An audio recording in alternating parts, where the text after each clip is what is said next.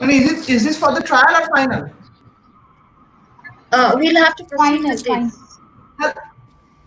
I think we have Hello gone and live, so welcome if to people. this. Okay. Hello and welcome to this 3 days international webinar on epidemics, body medicine, and inquiry through literary and cultural text, organized by Department of English, Gokhale Memorial Girls College, Kolkata. As we all know, we are grappling with as we all know, we are grappling with one of the deadliest epidemics ever to hit the human civilization. This epidemic, to put it broadly, has altered our quotidian routine and compelled us to embrace the new normal. There are three tutorial words of our webinar are intertwined in some ways, despite the debilitating influence of epidemics. Literatures of different times have never desisted from exploring the possibilities of epidemics. The sphere that epidemics hits the most is the sphere of human body. From being a metaphysical subject with epistemological urges, epidemics reduces human body to an essentialized ontological core, rendering it into a subject of medical scrutiny. Now, the most important thing is medicine, the coveted search of which has haunted us for last few months. Historians like David Arnold, Harold Fisher Time, Ian Carmack, Projit Bihari Mukherjee, Dipesh Chakraborty, and others have explored how an ideological framework can be woven around the representation of medicine in literature.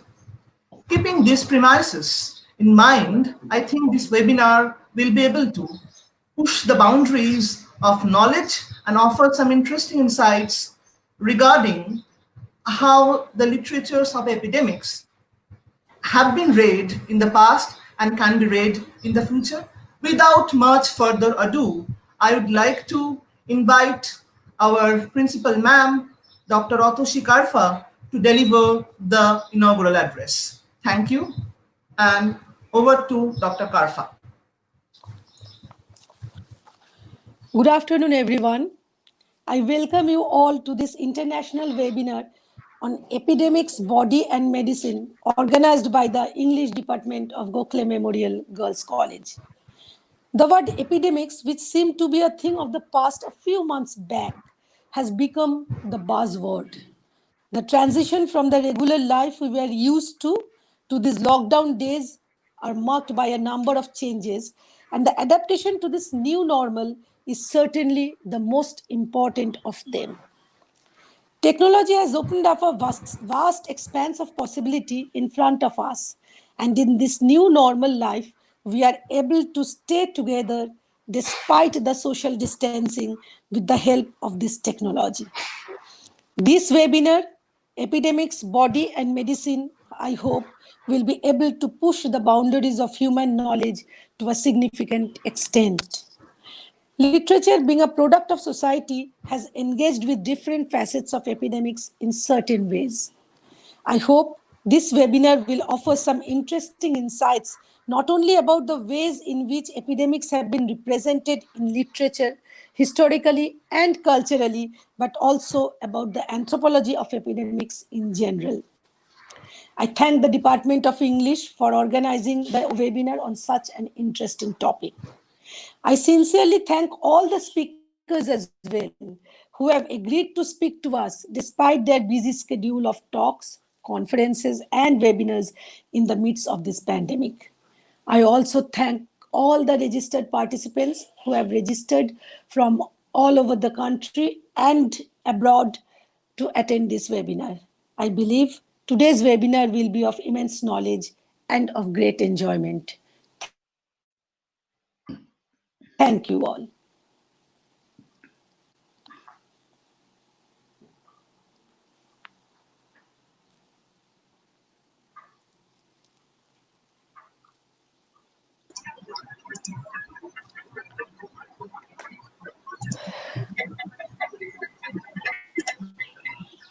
Oindri, your audio is on mute. Oindri, you need to unmute your audio. Okay. Sneha, just go ahead and introduce ma'am because we will have Amit Shen has not arrived. Professor Shen has not arrived yet, so maybe we can just start with the. Okay. Um, we have with us Professor Dr. Bashabi Fraser. She's a poet, children's writer, editor, translator, and academic. As a transnational writer, Bashabi's work traverses continents as she writes about Scotland and India. She is Professor Emerita and a former professor of English and creative writing. She is the co-founder and director of the Scottish Centre of Tagore Studies and chief editor of the academic and creative e-journal Gitanjali and Beyond. Dr. Fraser is also a Royal Literary Fund Fellow at the University of Dundee and an honorary fellow at the Centre for South Asian Studies at the University of Edinburgh. She has published several academic books and articles. Her recent publications include Rabindranath Tagore, a critical biography, the Ramayana, a stage play and a screenplay, Scottish Orientalism and the Bengal Renaissance, the continuum of ideas, poet, confluence of minds, the Rabindranath Tagore and Patrick Tidy's reader on education and environment, the homing bird, Thali Katori, an anthology of Scottish and South Asian poetry, letters to my mother and other mothers, and Rabindranath Tagore's Global Vision. Bashabi is an executive committee member of Scottish Pen Poetry Association of Scotland and Writers in Prison Committee, a director on the board of the Patrick Geddes Trust, a trustee of the Kolkata Scottish Heritage Trust, ambassador for the Federation of Writers Scotland, and honorary vice president of the Association of Scottish Literary Studies. She has several poetry collections, has edited anthologies, and has been widely anthologized. Her awards include the 2015 Outstanding Woman of Scotland conferred by the Saltire Society, Kavi Salam from Poetry Paradigm, the Voice of the Republic in India in 2019, the Word Masala Foundation Award for Excellence in Poetry in 2017, Women Empowered Arts and Culture Award in 2010, and the AIO Prize for Literary Services in Scotland in 2009. She lives and writes in Edinburgh. Bashabi's research interests cover post-colonial literature and theory, Tagore studies, migration and diaspora, transnationalism and transculturalism in a postmodern world, personal narratives and oral history, literary theory and creative practice from the beginning. And today she will be speaking on the topic, From the Beginning Salvation Comes. Dr. Fraser, over to you. Thank you very much for that very generous introduction. Thank you. I would like to first thank Dr. Atisha Karfa, Principal of Gokhale Memorial Girls College, for the kind invitation to deliver the keynote today. Can you hear me? Yes, ma'am. You are audible. Thank you. Dr. Shubham Doctor for first contacting me to deliver the lecture, and Dr. Rajkumar Borman, Head of English, and all of you for hosting and enabling this webinar. I would also like to thank my academic friend and colleague, Professor Amrit Shen. I'm sure he's somewhere in the background, with whom I have had the pleasure of working closely on international research projects, for being the chair. Thank you to all the colleagues and students and listeners from across the world who have registered to listen today. It is good to share this platform with all of you. And I look forward to listening to the other lectures of colleagues later on today and over the next 2 days. Some of you might not know that I actually have come back to Gokle in what appears to me a homecoming, as I have taught in Gokle before I moved to Edinburgh. I had the pleasure of working with the wonderful English department and formed some of my most lasting friendships in Gokle. And the students were a joy to teach. They were avid learners, good debaters, and I'm sure they continue to stay that way. So thank you for calling me back into your academic community. I feel at home here. The topic, as you know, is Epidemics, Body and Medicine, Inquiries through Literary and Cultural Texts, which Dr. Karfa has already mentioned. Very pertinent to the times as we face a pandemic and its global implications, and review the place literature and culture have in these critical times. The title of my keynote is From the Beginning, Salvation Comes. It is a quotation from Amitabh Ghosh's latest novel, Gun Island. And the quotation continues, the possibility of our deliverance lies not in the future, but in the past, in a mystery beyond memory. I will begin my lecture with another quotation from Enzo Traverso. We are in an exceptionally new situation, but elements of older experiences may clarify our vision if one finds the proper means of access. You will see this is a quotation we use for our recent call for contributions to Gitanjali and Beyond, issue 5. In my presentation, I will look at each loaded word in the webinar title, Epidemics, Body, Medicine, Literature and Culture, and scrutinize the role literature plays in society and try to affirm the discipline's continuing relevance. Epidemics caused by a deadly virus are not new. As we know, with the Spanish flu that erupted in 1918, soon after the war, and infected 40% of the world's population, killed an estimated 50 million, of which around 20 million, or just under, were Indians. There was the Ebola outbreak in the Republic of Sudan and the Democratic Republic of Congo in 1976, and again in 2014 in West Africa. So these killer viruses do make a comeback, something we have to keep in mind. And the coronavirus is actually not new either, as we know. SARS-CoV, severe acute respiratory syndrome, first appeared in Guangdong province in 2002 of southern China. The virus most likely emerged in bats, then hopped onto nocturnal mammals called civets, before finally infecting humans. It spread to 26 countries, infected more than 8,000 people, and 770 died. It was a pandemic. MERS-CoV, the Middle East respiratory syndrome, hit Saudi Arabia in 2012 and then South Korea in 2015. Today's coronavirus, SARS-CoV-2, first encountered in December 2019 in Wuhan in China, has spread like wildfire through human contact with an alarming R factor affecting the world.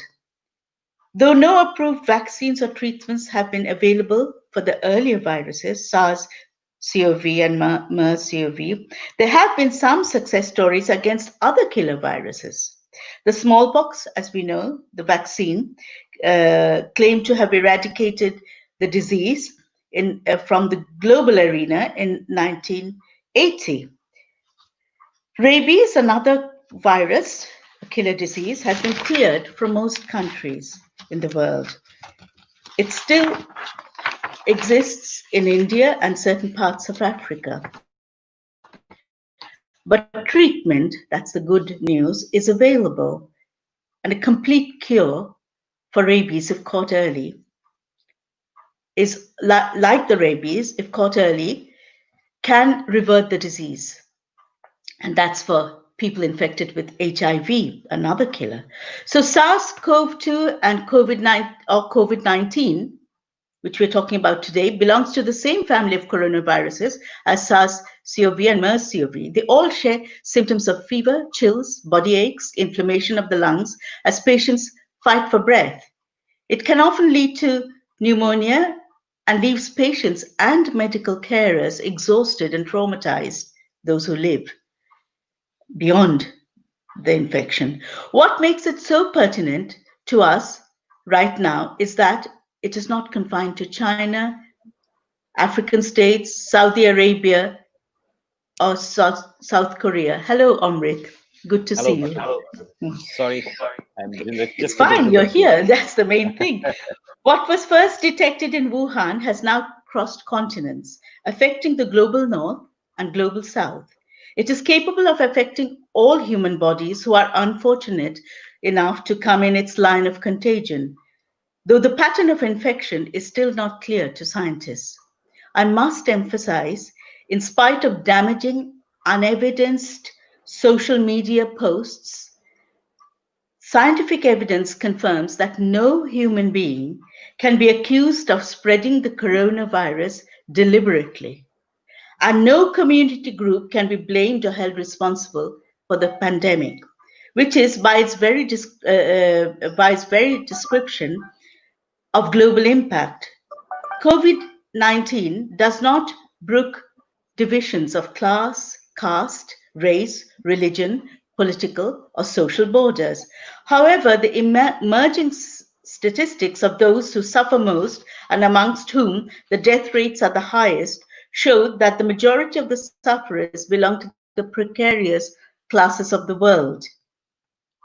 The poor, the Black and ethnic minorities, the neglected and marginalized groups with very little or no recourse to sanitary living conditions, nourishing diets, and healthcare. These disadvantaged groups did not come into this world to suffer such inequalities and vulnerability, and it becomes a crime against humanity when those who are more fortunate are indifferent to their suffering. My daughter, an immunology scientist at Edinburgh University, has voluntarily signed up to a global network of scientists who are working on developing a vaccine to counter COVID-19 in 90 countries 90 centers across the world. They keep abreast of various treatments for those infected that are being tried out in all affected nations. Maybe not with the same intensity, government support, or dedication, but nevertheless, many individuals are selflessly involved in this effort to combat and overcome a bewildering virus and its global manifestation. So far, we have looked at the recurring nature of epidemics, which graduate to becoming pandemics, the human bodies who become the victims, and the urgency of prevention and cure, of medicines, of the intervention of science to counter prevalent and even future biomedical tragedies. So, what is the role of literature and culture in the face of disease and death, which can fragment or decimate society as we know it? I began with a quotation from Enzo Traverso, and I will repeat it now. We are in an exceptionally new situation, but elements of older experiences may clarify our vision if one finds the proper means of access. As my title says, from the beginning, salvation comes. Literature is embedded in the culture of the times. It springs from it and shapes it, as new historicism has shown us. But it is not just implicated in the present. It is Janus-faced. It looks to the past, the beginning, old experiences, and carries a whole baggage of history, of occurrences and experiences, what it has accrued through time, in oral history, folklore, through memory, and history itself, living and ancestral, local and global. And it is through literature's prismatic reflections that we can relate to the contemporary and anticipate the future, and maybe even be moved enough to work now to shape the future we desire for our children and grandchildren, for succeeding generations. There have been many literary texts which have painted what seemed incredible then, dystopian worlds, both post-apocalyptic and social dystopias. Texts which showed existing life of human societies being wiped out by a plague, as in Mary Shelley's The Last Man, which begins in Shelley's times and looks to 2100, covering 3 centuries. In the novel, Lionel Werner believes he is the last survivor after a plague has annihilated humankind, and he writes his journal before embarking on a lone journey across Europe and Africa. Similarly, Jack London's The Scarlet Plague, 1912, and The Last Man, as you know, was 1826. The Scarlet Plague is a story of a grandfather with his grandson who seeks to retrieve human compassion in an America where plague and pestilence have destroyed civilization, and the soul-destroying selfishness and indifference are manifested in the young who harbor a cultivated disbelief of the tragic happenings witnessed and narrated by the grandfather. These boys finally leave the grandfather alone to grapple with the prevailing wilderness. Many of my friends and literary critics are now going back to Albert Camus' The Plague, written in the year of Indian independence and partition, 1947, which is based in the Algerian city of Oran, where an outbreak of plague compels the city elders to reluctantly face the reality and impose a lockdown similar to ours today. As in Britain and elsewhere today, there are those at the front line in the novel trying to protect and save lives, medical professionals, carers, and volunteers, led by Dr. Hu in Camus' Oran. As the citizens are barricaded in by the city gates, families, friends, lovers, and married couples like Dr. Hu and Rambert are separated from their loved ones, their wives in this case. However, the criminals like Cotard benefit from the plague in a thriving smuggling business built on the exploitation of human misery, a character who can be traced through time. What emerges as bodies pile up and individual suffering becomes a shared national tragedy is the ultimate realization that a selfish obsession with personal suffering needs to be superseded by a recognition of the collective suffering, which demands a collective responsibility and a social response. What Camus is implying in this existential philosophical novel is that in times of a national crisis generated by an overpowering pestilence, people have to rise above themselves, propelled by a consciousness of the greater common good, moved by empathy. As the very humane Prime Minister of New Zealand, Jacinda, has said to her people, behave as if you have COVID-19. In other words, put yourself in the shoes of those who are suffering. And this is what powerful literature should or does do. Create empathy and scope for self-reflection, and hopefully encourage positive action for alleviating the prevalent suffering brought on by a pandemic. Nearer to our times, we have Stephen King's The Stand, 1978, published in the same year as Edward Said's Orientalism, which is a watershed in post-colonial perspectives. The plot in The Stand emerges from an antigen virus created as a weapon of mass destruction by the US government, something that brings home recent happenings in Iraq and Syria. The virus in the novel destroys 99% of the country's population till a handful of survivors remain, who have recurring dreams of a totalitarian black male leader flag, and Abigail, an old black woman humanitarian leader. And the people have the choice to follow one or the other. The four who congregate under Abigail's leadership and trust her benevolence are advised to confront and take a stand against Flag's demonic power. They know it is dangerous, and though 3 of the 4 die in the attempt, Flag is destroyed. And the forces of light prevail over the forces of darkness. The novel suggests the choices people make between leaders intent on bringing back social justice to society and other leaders who rely on populist politics, where the first promises human survival and the latter social annihilation, are the choices that will determine their future. In the 21st century, we have Corman McCarthy's The Road, 2006, which depicts a father and son journeying through an America devastated by a mysterious catastrophe, where corpses lie scattered, where people have taken to acts of shocking violence, but where the duo, the father and son, are determined to remain humane and help victims through acts of kindness. Ultimately, the father dies as he lies next to his son in a forest, and the son finds an assured tomorrow in a kind family who invite him in. So those who survive do so through the prevalence of kindness and humanity. As Wordsworth said in Tintern Abbey, a few miles written above the river, nature never did betray the heart that loved her. And even the recollection of her beauteous forms can, in lonely rooms, amid the din of towns and cities, have an influence that is not trivial on that best portion of a good man's life, his little, nameless, unremembered acts of kindness and of love.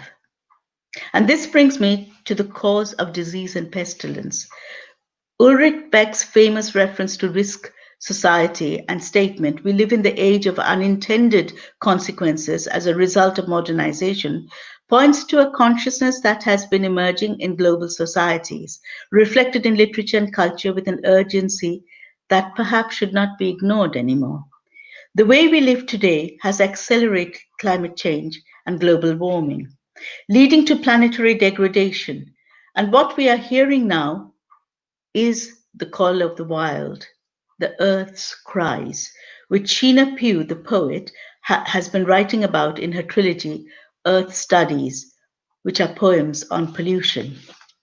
We have seen bushfires raging from last June 2019 to this January 2020 in Australia, the Black Summer, caused by an Indian Ocean dipole of hot and cold currents, which caused devastating floods in Africa on the one hand and drought in Australia, leading to those sparks and fireballs which decimated 18.6 million hectares of forest, destroying property and human lives and the lives of firefighters.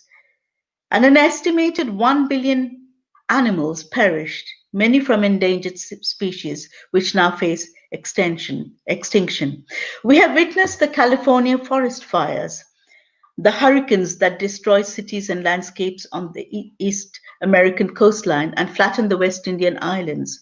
Recently, we have had cyclones in Foni, and now Amphan, a super cyclone, along the Bay of Bengal coastline, and Nisarga on the southwest coast of India.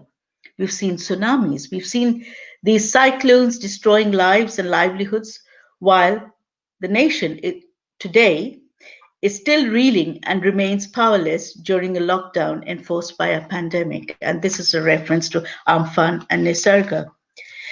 Amitav Ghosh, in The Great Derangement, Climate Change and the Unthinkable, notes that these natural catastrophes are not accidents which can be brushed aside as forgettable and inexplicable, quirky natural phenomena. As he says, quote, "We have entered a time when the wild has become the norm," unquote. We live in a bubble of anthropocentrism, where we view the natural world entirely in relation to humans as our resource for economic development, which is continuous and relentless. And Timothy Clark in the Cambridge Introduction to Literature and the Environment discusses this very succinctly. Amitav Ghosh goes on to say the Anthropocene presents a challenge not only to the arts and humanities, but also to our common sense understanding, and beyond that, to contemporary culture in general, unquote. In his latest novel, The Gun Island, Ghosh shows how the past actually never leaves us. how folk memory is not just about fantasy and magic, but tells us about actual events and places through seemingly magical stories, pointing to the interconnectedness of time periods, of people, of countries, of lives caught in an eternal web of significance that weaves the past reality with current happenings of apparently inexplicable catastrophes. From the beginning, salvation comes. The possibility of our deliverance lies not in the future, but in the past, in a mystery beyond memory. Gun Island notes that past infestations are very much like the beetles who have entered the forests of California in recent times because of warmer temperatures and infest the barks and devour them from inside in California's forests. And a spark then sets alight these brittle hollow trees in an unstoppable conflagration. The Intergovernmental Science Polity Platform on Biodiversity and Ecosystem Services, the IPBES, led by Professors Joseph Settel, Sandra Dias, and Eduardo Brandizio, accomplished the most comprehensive planetary health check ever undertaken, published in 2019. And they concluded that human society was in jeopardy from the accelerating decline of the Earth's natural life support systems. Dr. Peter Daszak, who has been preparing the next IPBES assessment, says, quote, rampant deforestation, uncontrolled expansion of agriculture, intensive farming, mining, and infrastructure development, as well as the exploitation of wild species, have created a perfect storm for the spillover of diseases. The planetary degradation is further accelerated by the desertification of the Earth's surface by continuous wars and conflicts, bombs, missiles, drones, occupying armies, driving people out of their homeland, creating not just climate refugees, but conflict refugees of the 20th and 21st centuries, robbing them of their basic right, a refuge, a shelter where they could have built their livelihoods, grown crops to feed you and me, pursue their dreams of becoming professionals, artists, and even writers, and contribute to meaningful nation building. Instead, they are deprived of their nation and made stateless, and hence nobody's responsibility. Remember, we talked about collective responsibility earlier. As the IPBES scientists have said, quote, future pandemics are likely to happen more frequently, spread more rapidly, have greater economic impact, and kill more people if we are not extremely careful about the possible impacts of the choices we make today. So while Brazil burns her Amazonian forests, should we not, with France's President Macron, say, these are our forests, they belong to all humanity?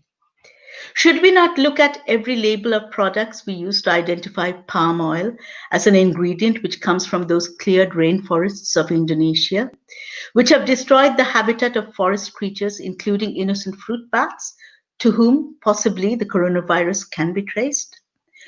What literature can do is move readers through creating human empathy, relying on kindness and compassion to see the interrelatedness of people and lands, linking the past with the present as we decide on making choices for a guaranteed future for coming generations. Thus, eco-criticism, which, quote, takes an earth-centered approach to literary studies, unquote, this is from Cheryl Gladfelty, and not anthropocentrism, can be our critical compass. And if that becomes the prism through which we understand humankind, and understand that humankind, all creatures, and the natural world are all one linked continuum, that then maybe we can move from a neoliberal world of free trade for the benefit of corporate capitalism to a world where 70% of its precariat do not face annihilation when the next more deadly pandemic lashes through our continents. The Scottish writer Louise Welsh, who has written Plague Times trilogy very recently, has said, quote, "There's always hope. I believe in the indomitability of the human spirit," unquote, which I too share. This is the spirit that propels literature, the spirit of the people, which to be written and which has been written, continues to be written, which shows that we can learn from nature. From the beginning, salvation comes. The possibility of our deliverance lies not in the future, but in the past, in a mystery beyond memory. Maybe we are now in an exceptionally new situation, but elements of old experiences may clarify our vision if one finds the proper means of access. I will end with lines from the past, Thomas Hardy's poem, which looks to the future, The Darkling Thrush, written in 1899 at the end of a century, anticipating a new era in an aging thrush's offering to the world. In a full-throated even song of joy unlimited, this thrush had chosen thus to fling his soul upon the growing globe. And the poet wonders, did the small, frail, gaunt bird know of something that he, the poet, and his generation were unaware of? The poem continues as the bird sings of some blessed hope, whereof he knew and I was unaware.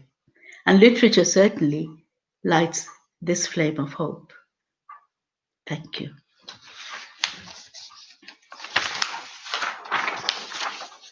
Thank you, Bashubidhi, for a lecture that was both inspirational and extremely perceptive. Bashubidhi talked about the elements of the older experiences and how from the past salvation could arrive. She talked about knowledges, both local and global, and the ways in which the prismatic reflections of literature could alert us and sensitize us to the ways in which this mystery beyond memory could be plumbed. Bashubidhi traversed across a range of texts that could alert us to these procedures, including Camus and the other more major works written more recently. One of the major areas that Bashubidhi touched upon was the need for human empathy, especially when she quoted Wordsworth to this effect, and the movement and the need, rather, especially keeping Camus' text in mind, to move from the self to the collective.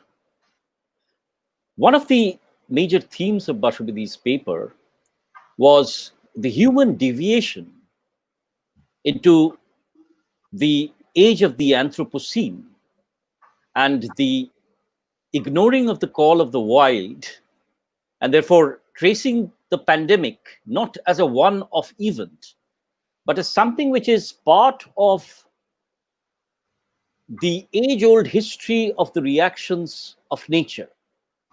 Now, this bubble of the Anthropocene that Bashubidhi was talking about is something which we need to be continuously alert to and respond to and critique.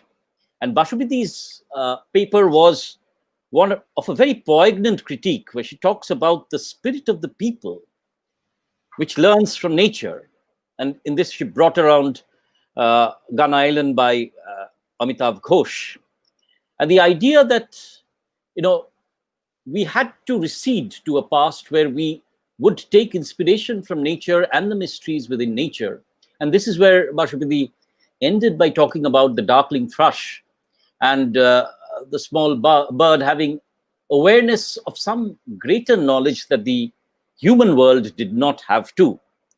And this is where Bashubidhi merged the concerns of the pandemic with the capacity of literature to both alert us and to usher in with a new hope that we could, with our collective sensitized uh, perspective, move over this. We could cross over into a world beyond the pandemic, which would be a juster world, where man would not merely take a place at the head of the table, but along with all other creatures, and where literature would be, as it were, a way of the rite of passage.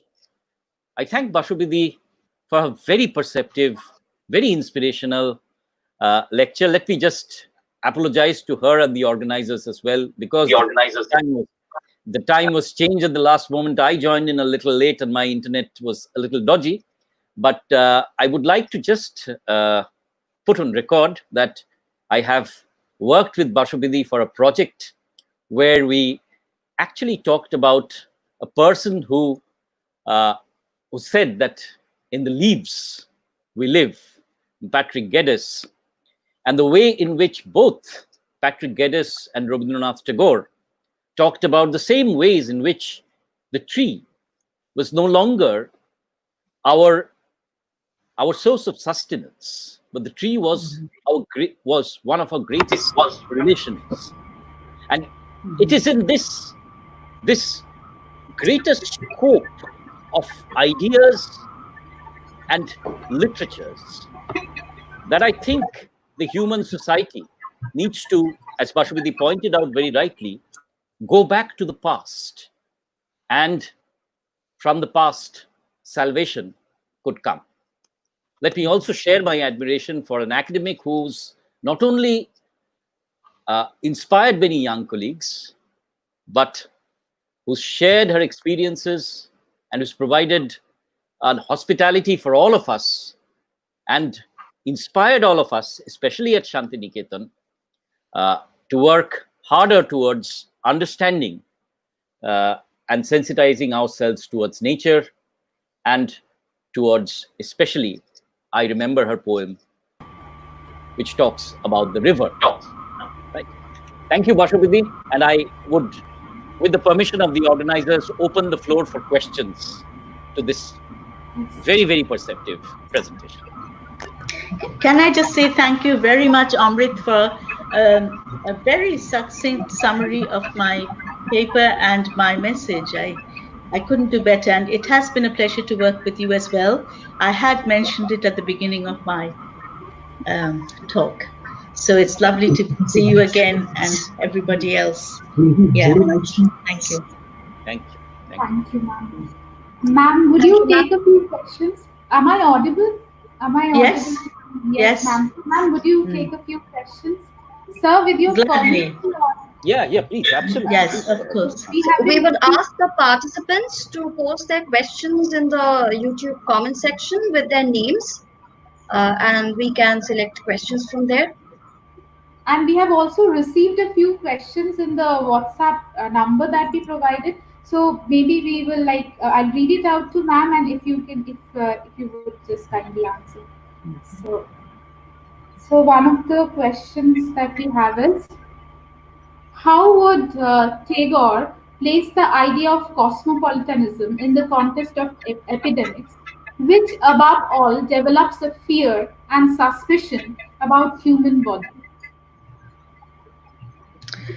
I think the word cosmopolitanism has evolved, especially after Tagore, because he didn't actually quite like the word. He liked the word internationalism. But we now know that if he had lived to see the transformation of the connotation of the word, he would have agreed that it's a wonderful word in many ways. I think what he would have he did talk about the forest, the message of the forest, and he was very much against war. He was a peace warrior. Even his last essay, as we all know, Crisis of Civilization, is his utter despair and anger at what was happening as World War II broke out. So I think he would have seen humanity as a collective with shared experiences to be protected, but he would see humanity as having a possible future only by understanding and living close to nature. So cosmopolitanism here comes here as Tagore's idea of working with the world, bringing the world closer together through dialogue, not through walls, and considering each of us as a citizen of the world rather than narrow nations.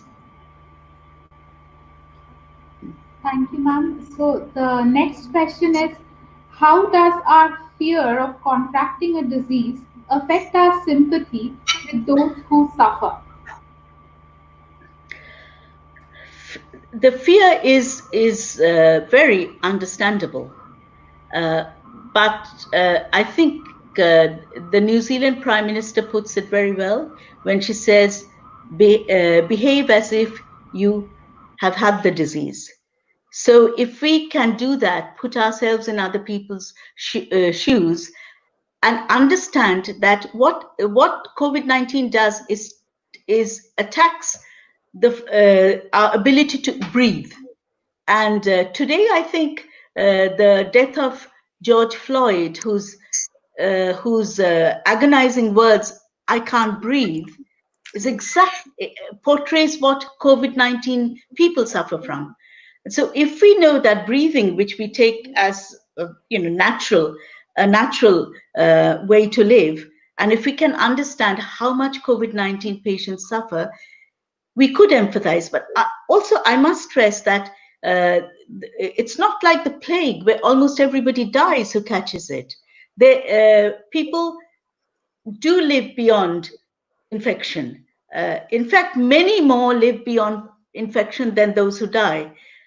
So I think the sympathy and empathy can only come when we understand that we who are privileged, the balcony babus and mem sahibs, who can practice lockdown without any problems, are in an advantageous position, and we actually should think about those who people say they don't understand social distancing. It's not that they don't understand, they don't have the option of social distancing. They don't have the sanitary scenario that they need to lead healthy lives. They are the ones who are suffering. So I think people who are in advantageous position, and I think I am extremely grateful for where I am, where I can practice social distancing. But if I was living in London, it wouldn't be the same, because London is a crowded city where there have been more deaths. So I think human sympathy is something we can develop, even if we don't, if we have lost it along the way, and that's how we can overcome a fear and empathize with suffering. Oh, I must also add, there are lots of measures that have been circulated by various governments about how we can protect ourselves. So masks and gloves and hand washing. So the fear should be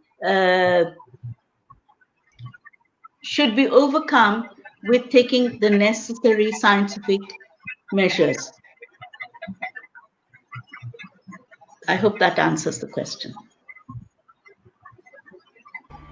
It does, ma'am. Thank you so much, ma'am. Sneha, do we have any more questions?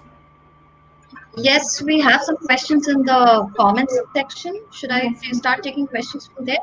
Okay. There is Modhumita Dash. She's saying, respected madam, I do subscribe to your optimism.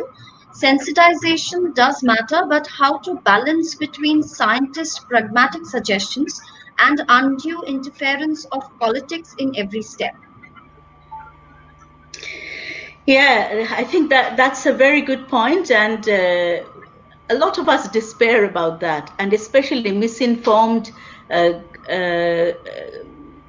misinformed statements that come from the government. But it's not just governments making misinformed statements, but also following the right group of scientists, you know, who actually are au fait with scientific developments, and not just yes ministers who are within the group who will tell them what to say, which they want to hear. So I think that is very important. I would say what I do is I read the right newspapers, which have investigative journalists and publish articles by scientists and academics and doctors. So maybe knowledge systems can be built on articles which are evidenced properly, and news that comes from investigative journalists. We have another question from Tirthankar Sengupta. He's saying, Madam, how important is it for us to inculcate the desired mindset in the minds of the young learners / students? Is there the need to develop a new body of literature for children for this purpose? I think children's literature is extremely important. We know that how we have had some wonderful writers in Bangla who realized there wasn't enough literature for children during the Bengal Renaissance, and we have followed on from there. Other countries have done the same. So it's only when we have literature that is geared to children, and if we can get children to read, and it doesn't have to be books, because a lot of children are very, very good, unlike our generation, with media. So, you know, we can have videos, we can have ebooks images, visual effects, very, very important for children. So I think, yes, I would say that children need to read literature that creates human empathy. And we have a wonderful writer in Britain right now, and many Indian children read English, and he's Michael Mapurjo. And he writes wonderful books based on very realist events today. And you know, children in who are have become refugees, you know, traveling from Afghanistan under horrific circumstances, and then facing racism in Britain. So stories like that, stories about the war horse, which takes you right into the war and shows you that war isn't glorifying, right? It is destruction, basically. So however far we've come in what we called through civilization, we go back centuries. And I think this is what children can learn from, and we can sensitize them from the beginning. I would also say nonsense stories. I mean, who can beat Sukumar Rai? So, you know, let us carry on with them. They tell us something through their nonsense rhymes and magical stories. Right. Thank you so much. Do we have the time to take more questions? Yes. Yes. So just a few more questions, maybe. Okay, Shantanu Maji has a question. How do alternative initiatives such as co-management of commons, community-based programs, and collaborative technology development should grow to address the COVID-19?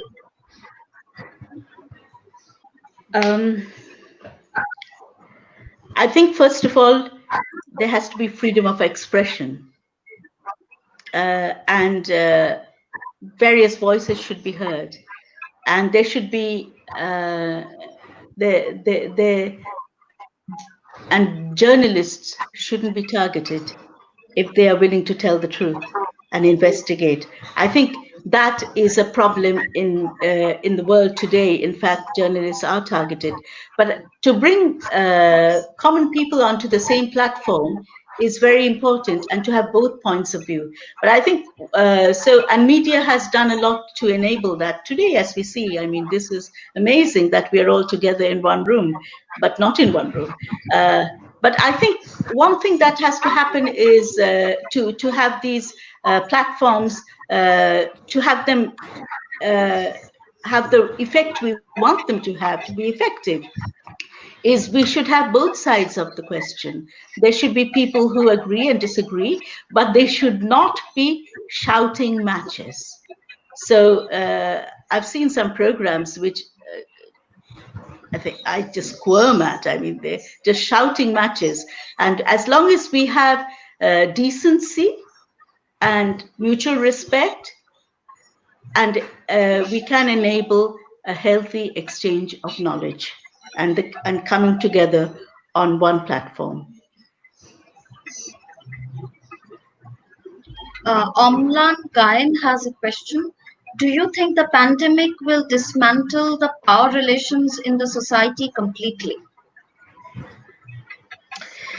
I think, as I said in my paper, it ultimately depends on us, what we do. Are we going to allow that?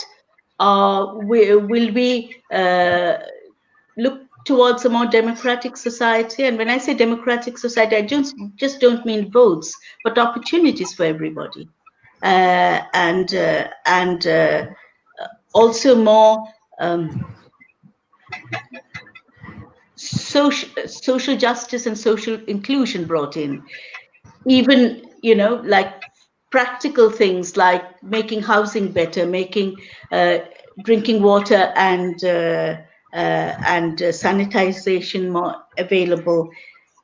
Also increasing salaries of people who actually sustain us, the laborers and the workers, rather than see them continue to live with their meager salaries, under the poverty line. But also, I think the main problem that we have is, what do we want? Do we want a society where we start taking control of our environment? Or should we carry on investing in a planetary degradation and allow governments to do that? So it all depends on us, what we want. And that is what literature can do. It can galvanize us into thinking and thinking deeply, and then deciding what we really want for our future generation. One thing I absolutely believe in is that if we go the way we have been going across the world, burning our resources, we will disappear as a human race. And as the earth has shown, it can fight back. Nature will recover very quickly, but without us. So what do we want? Do we want this planet to be there for our children and our grandchildren? Let us think about it, and let us contribute towards it. Thank you so much, ma'am. Do we take any more questions? I think it's time for Amrit's paper. Okay. So do we go into the next session right now? Shubham? I had a question, small question, Bashubidi. I was listening to your paper on YouTube because my internet got suddenly disconnected. So a very interesting paper, and thank you for speaking to us. Thank you for agreeing to speak to us. And the credit also goes to Amrita for allowing me to connect with you. So I had a question that in the context of Tagore's cosmopolitanism, since I have heard you speaking on Tagore at Vishwabharati, so how Tagore placed the idea of cosmopolitanism in the context of epidemics, which above all develops a fear and suspicion about human body, striking at the root of the idea of being together. Mm-hmm. I think, again, there was a question of cosmopolitanism before, and as I said, if we sort of extend it to Tagore's internationalism, we might understand Tagore a little more. where he wanted the world to come together. He wanted cooperation. And I think what he would have liked is cooperation between nations, shared knowledge. And I think what is happening today is what Tagore would have welcomed. And that is, as I said in my paper, my daughter has signed up as one of the hundreds of scientists as a volunteer on a global network, and they share knowledge. And they're trying to develop through their own ideas a vaccine.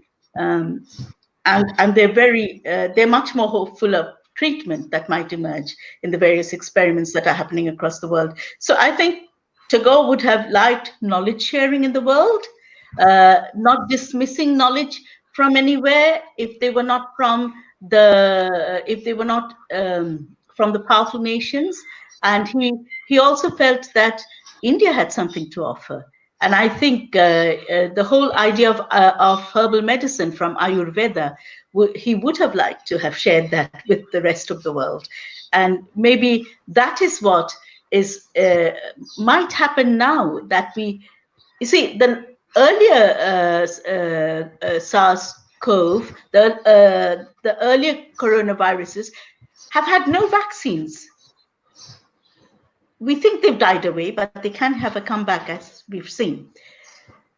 But now we are thinking of a vaccine, and we're thinking of it, and we keep saying this amazing sentence, we're all in it together, which I think is a bit, it's not really honest, because the poor suffer much more than the middle class do from this virus. So I think knowledge sharing and cooperation are what Tagore would have supported today if he were here. I do feel he's with us. I don't think Tagore will ever leave us. No, he's always with us, in our mind, in our body, everywhere. Okay, so may I request Professor Amrit Sen to officially announce the closure of the session, and thereafter we will move on to the session by Professor Amrit Sen, which will be chaired by Professor Fraser.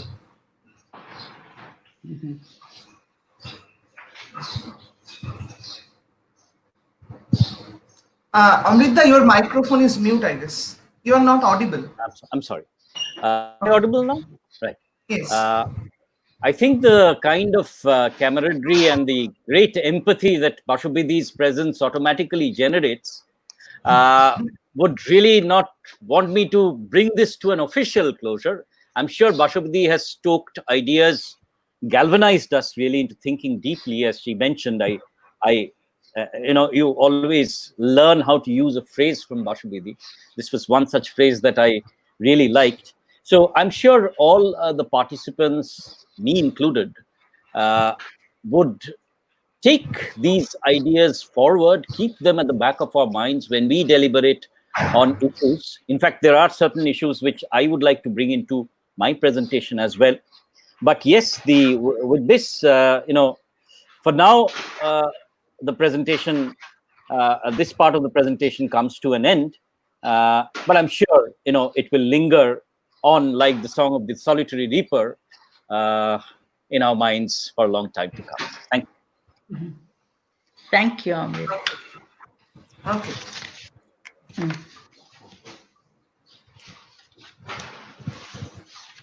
Okay. So shall I? Okay. Yeah. Shubham, will you say something, or should I start? I just give a few lines, say a few lines about yes, Professor Sen, and then we will begin. Before a formal introduction of Professor Amrit Sen, I would like to introduce him as my teacher, as my mentor, as my guide, who has always nourished me, stimulated me intellectually, culturally, and so on. And Professor Amrit Sen is currently the HOD of Department of English, Vishwa Bharati. He has been an acclaimed professor of English, and he is also officiating as the head of Vishwa Bharati Granthon Vibhag. And he has many international and national acclaims like UJC UK ERE Fellowship Award, and also he has many anthologies to his credit. And without much further ado, I would like to request Professor Bashubi Fraser to introduce Professor Amrit Chen formally and go on with the session. Thank you, Shubham. Amrit's CV will take ages and pages to go through.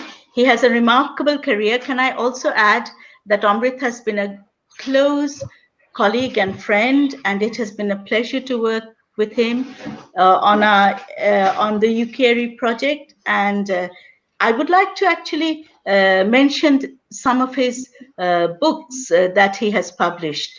So which include Gitanjali, the centenary edition, Rabindranath Tagore, Rothindranath Tagore, the unsung hero, Rabindranath Tagore and his circle, Sharing the Dream, the remarkable women of Shantiniketan, Confluence of Minds, the Rabindranath Tagore and Patrick Geddes reader on education and the environment, the Scottish Enlightenment and the Bengal Renaissance, the Continuum of Ideas, which we both did together. So with Tapati Mukhopadhyay, whom we shouldn't forget, the Bengal Chemist, Acharya Prafulla Chandra Rai and Post-Coloniality, and Boshundhara, Rabindranath Tagore, and the environment. The list is long. These are just a few of his many publications. He is presently joint editor of the Vishwabharati Quarterly. He is an outstanding scholar and began his career winning the Outstanding Thesis Award given by the Government of India. He has traveled extensively with various awards. Is a project has been in the University of Oxford, Tongji University, Shanghai, Ain Shams University, Cairo, and I think one thing he has forgotten to say, he's also been in Mauritius, in the Tagore Institute, and Sri Lanka. So, as I said, that his list is long, and I think he's doing a tremendous job being director of Granthan Vibhag, where publications continue, and what we need is literature. So, thank you, Amrit, for joining us. I'm really looking forward to your paper, as we all are. The title of the paper is "Let the Boundaries of This Village Become Our Whole World." Beautiful title, Women and Plague in Year of Wonders. So look forward to that, Amrit. Is my screen visible, Bashabidi? Your screen is visible. I was just wondering, maybe I should stop my screen. And how do I do this? Do I do stop cam? Because that will take me off, won't it? Yes, now I can see. Yeah, right. It's shared. Thank you. Thank you. All right. Thank you, Bashabidi. Let me just remind my friends who are on the show that many of the most fruitful years of my research, at least two of them, were with Bashabidi, with whom we did the UKRE project. Of course, I am looking forward that Neil is, of course, listening to this. And I still remember Bashabidi's lovely house with the daffodils. I hope they are in bloom despite the pandemic. And let me just state the title of my presentation. It's titled "Let the Boundaries of This Village Become Our Whole World: Women and the Plague in the Year of Wonders 2001." Now, this, of course, takes off from Geraldine Brooks's novel, The Year of Wonders, which is about a tiny village of Eam, which is in the Peak District of England, which faced with a rather virulent attack of the plague. In fact, approximately 260 of its people died out of a total population of a maximum of 600. So you can see almost half the population died, yet who, in a great act of courage and empathy, quarantined themselves with the boundary stone, allowing nobody to come in, and more importantly, allowing no plague patient to go out of the village. It's been a one-off really, and over and above as the COVID-19 has spread, the case of EAM has been an inspiration for a lot of people when we talk about social distancing, quarantining, empathy for the people, the thought of the collective. Here was an example where the collective actually rose to protect a greater collective. And I take this novel, obviously you understand that the plague took place in 1666, 65, 66 rather. But Geraldine Brooks is writing this in 2001, so obviously it's a creation through memory and literature. And my paper would like to just examine the ways in which, you know, the body of the woman in the past and in the present becomes a site through which understanding of disease, pandemics, and the liminal zones that these events offer us can be understood. So in a way, you know, literature and history becomes my gateway. And as Bashupati pointed out, from the past, salvation comes. I would like to say from the past, we once again learn, and we see how you know, fictional representations try and look at and probe into the unsung histories of the past. You see, and why do I mention this word unsung or unrepresented? Because the question of women during the plague has been largely something which has been extremely underrepresented in the broader canon of literature. It's rather, the plague has been, and the pandemic, of course, has been something which has been represented solely through the prism of men. So how did women, or how were women impacted? And what could possibly be the ways in which women could be represented? These are the questions, some of the questions that I'm going to bring, taking this novel as a gateway. So these are my research questions, so that I do not, you know, step over the boundaries and keep myself within the prescribed time period like the people of Eam. What was the role of women during the plague? This is something which requires a little delving into history. Keeping the story of Eam as a gateway, could the plague have created a different role for women? So how did the plague actually impact them in subsequent history? If so, what were the variations of agency that were offered to women? And this is a question which I'm going to ask at the end of my discussion, as to why Geraldine Brooks, I'm sorry for the typo there, choose such a subject and such a narrator for a novel. So what does one glean from this rewriting of history, as it were? Now, my prism, of course, once again, my theoretical prism is the word liminal, and which comes from the Latin word limen, which means a threshold.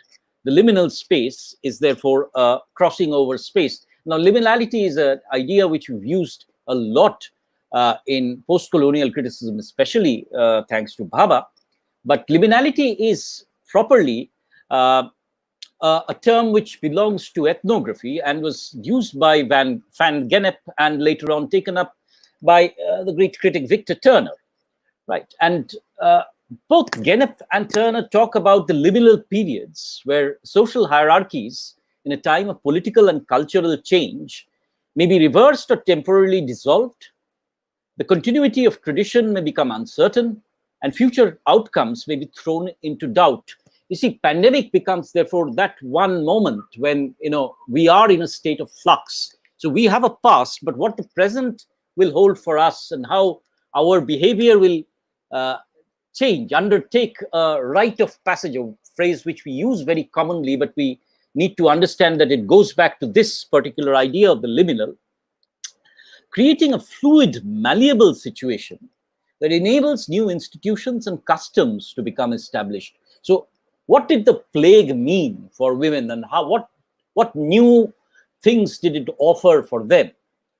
So in a way, you see, the plague was a disease that actually sort of created a kind of I would say, a bordered zone. But once the plague dissolved, the society that emerged created a very different dimension, I am going to argue, for women in general. And this is where I would like to go back to an economic historian who's been very well discussed nowadays, Victoria Bateman, and her book is titled How Women Made the World Rich. Now, Bateman makes this, or gives us this idea that, there was a time when the marriage age of women increased. And this she links to the generation of a different economic setup, a more prosperous, higher economic framework, as it were. And she says that this we locate definitely into the 1500s, and the data before that is very patchy. And one of the popular arguments that Victoria Bateman takes up is that the Black Death, the plague, created a labor scarcity, which enabled opportunities, job opportunities for women, which in turn pushed up the age for marriage in the West. Now, this is a thesis that has received considerable critical attention nowadays, and it is women being able to access into the labor markets which gave them financial independence, and therefore created and generated a whole new impetus and thrust in the Western economy. If you look at it, along with colonialism, this is the great moment when the Western economy makes its leap and establishes itself as the dominant force in the global scenario.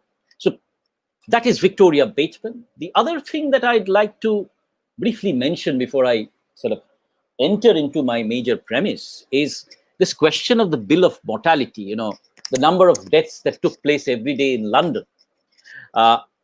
What did the bill of mortality mean, and why do we keep this COVID tracker at the back of our mind? You see, the bill of mortality, as has been pointed out, meant a systematic combining of this unruly mass of detail of suffering, deaths, into a single printed document, literally making the enormity of the plague tangible. So we need to have figures and a broadsheet, as it were, to data, hard data, as is now being talked about, to map the plague. Because they were available to all throughout London, the bills gave identifiable shape to an event which was disturbingly amorphous. And you see, this was the great pandemic which was generating havoc in and out of London, as it were, and whose movement was frighteningly indiscernible. So, you didn't have an idea who would suffer the next day. Now, this is Decker, and Decker is the first who talks about the role of women during the plague. What specific role, apart from being suffering and dying, what role did the women play? And we see that there are two actual roles that they played: the keepers, people who nursed, looked after the people while they suffered, and as Bashubidi pointed out, the mortality rate was almost 50%. So if you had the plague, you were almost always dead.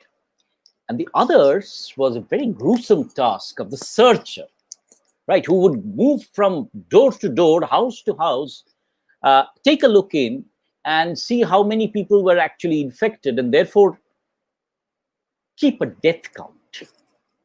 You could see that it was a rather macabre kind of a profession. And you see what Decker writes. I won't read it out to you, but the important phrase there is the views and make a true report to the constable, right, about the precise number of people.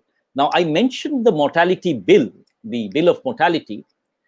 The bill of mortality would actually be based upon the figures that these women were providing. So women were actually mapping the plague in London.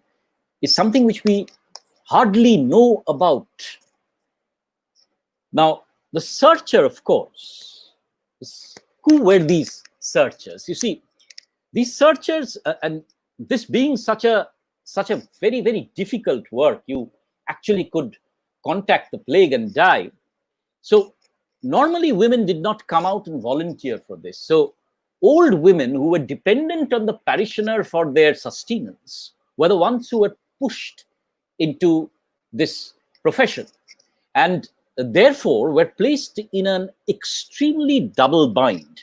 The searchers' relationship to the corrupt body and their association with matters of life and death intersected symbolically with early modern culture's deepest anxieties about women, anxieties about familiar figures in witches, prostitutes, and midwives. And, because the searcher interpreted whether this was a plague or not, they were both reviled as well as valued by the society and the fathers of, as it were, the mayor and his cohorts, and reviled by society at large. Yet, throughout the discourses of these searchers, we have the responses that they very often fudged figures, so they were not trusted. You see, one of these ideas that, again, women were not to be trusted in the early modern period, and especially old women had this stigma associated with them.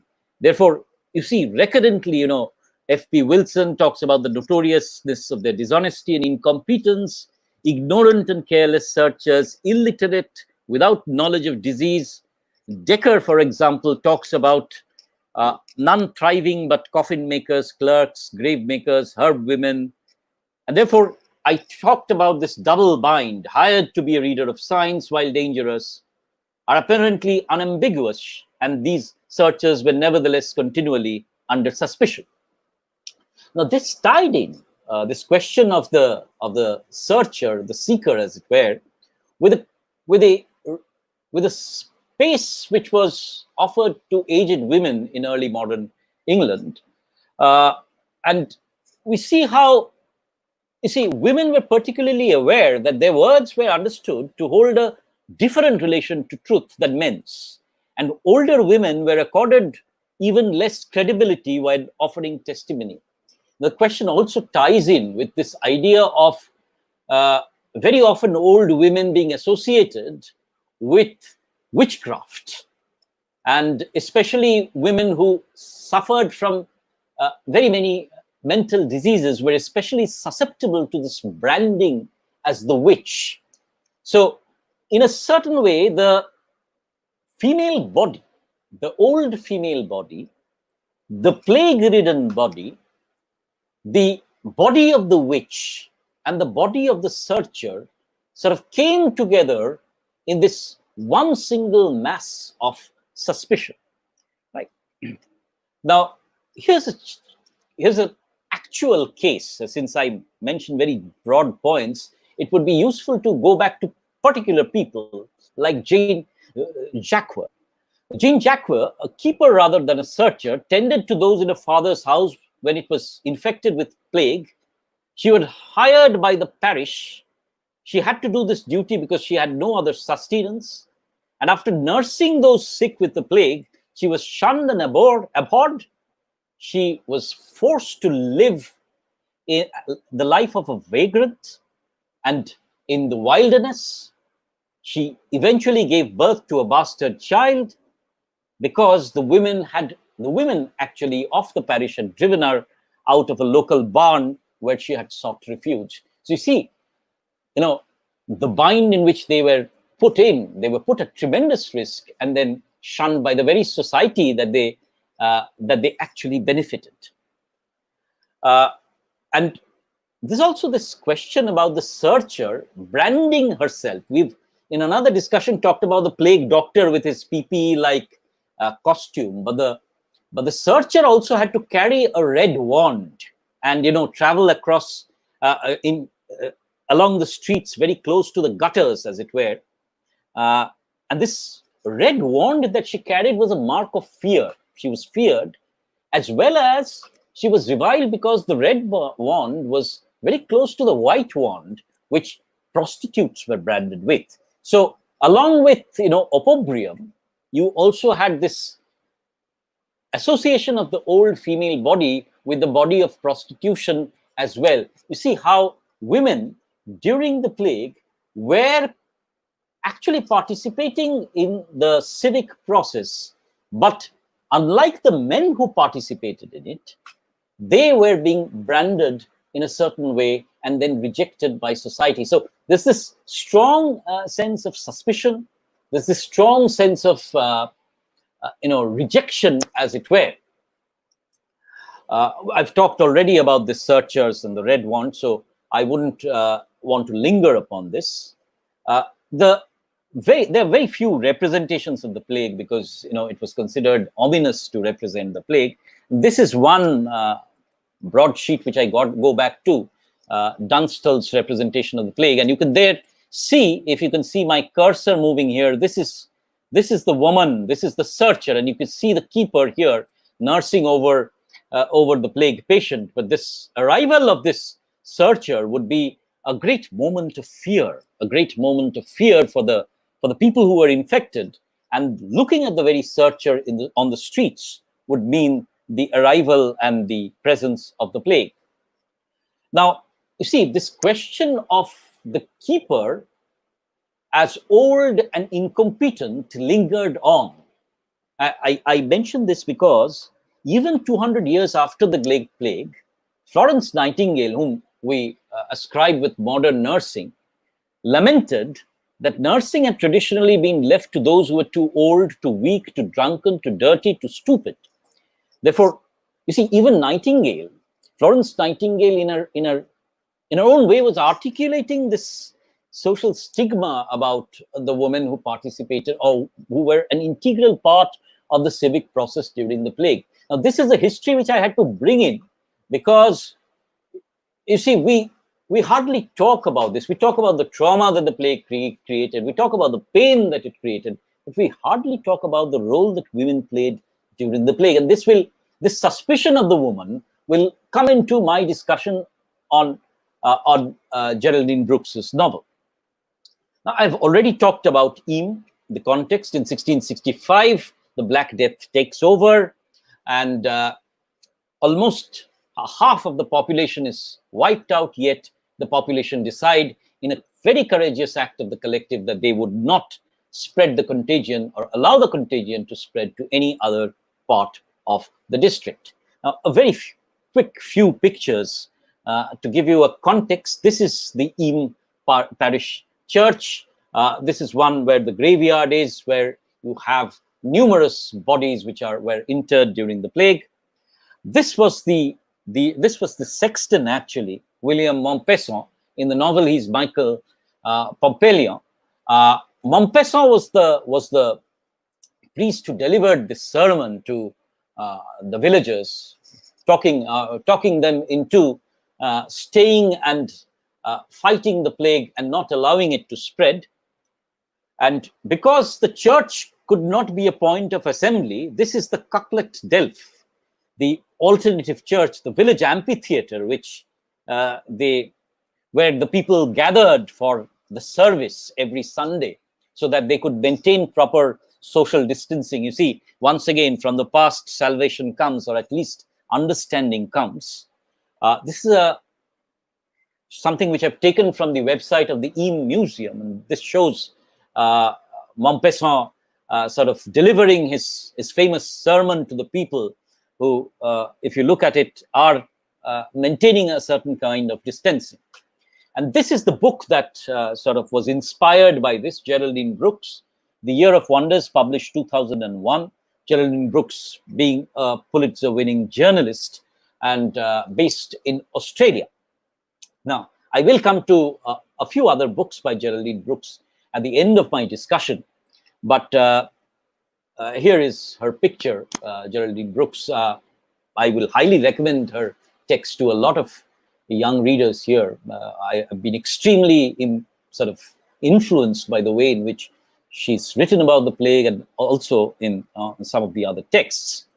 Now, to give you an idea of the major characters of the novel so that I can sort of frame my discussion, as it were, about what Brooks, and all of Brooks's novels put forward a woman as a heroine. You see, this is where I would talk about the historical novel as being within that liminal space between fact and fiction, between history and potential history, And this is what fiction does. This is what historical fiction does. It sort of unravels, it sort of probes, it sort of recovers histories which were never written. You see, and very often Brooks's texts talk about these histories and potentialities, narratives of women whose voices were never heard. So who were the major characters?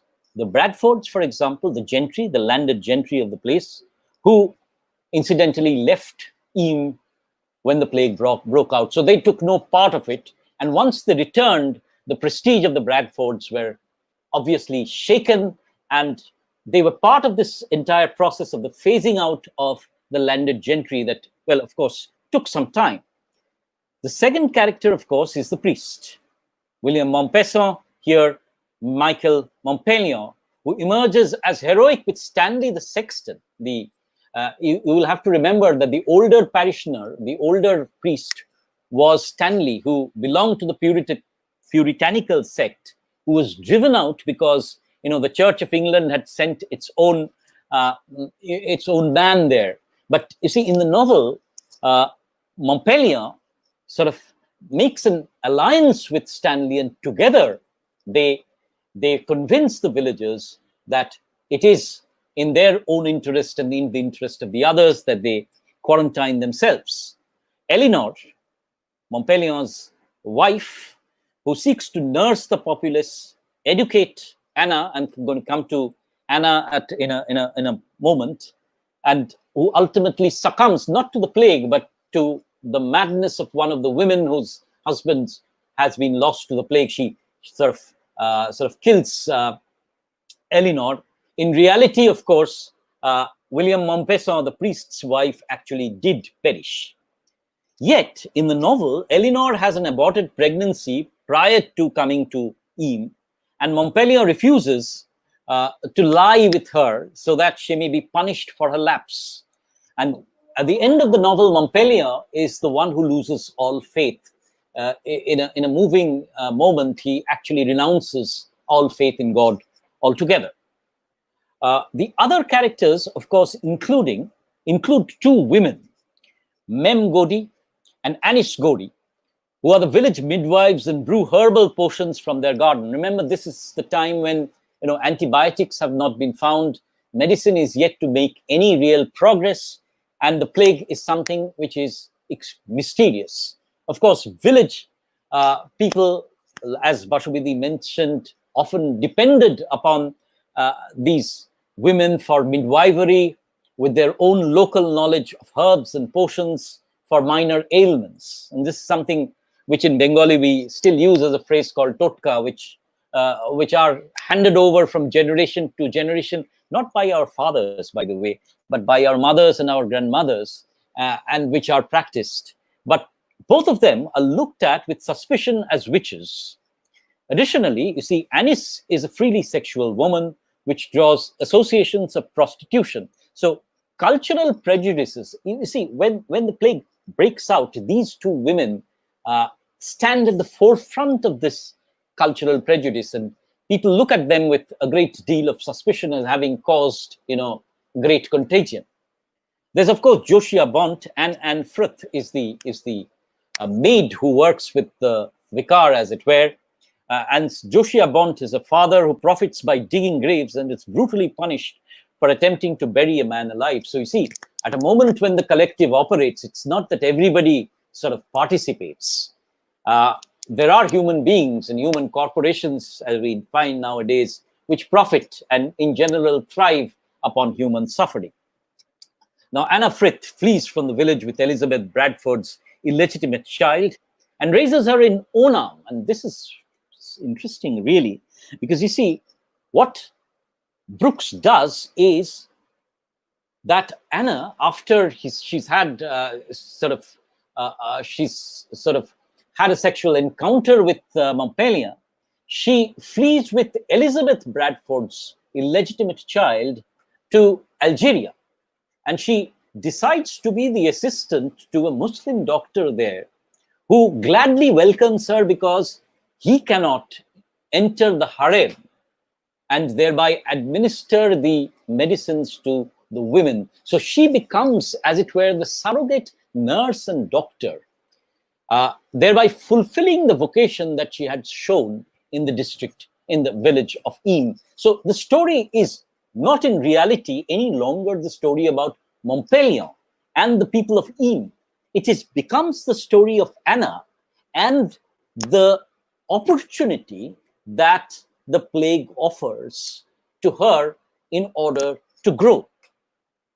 Now, this is the climactic sermon from which I have taken the title. This is delivered by William Montpesson, and in this novel by Montpellier, where he talks about let the boundaries of this village, here we are and here we must stay.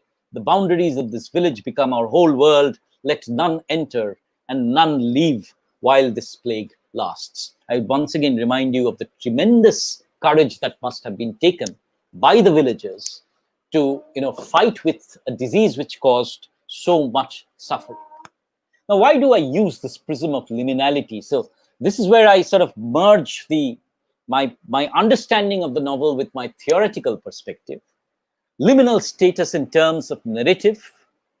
Let me get back to this final point also, the genre. It becomes, it stands at that border between history and fiction. Im becomes the real topography from which the narrative or the fictional narrative takes off.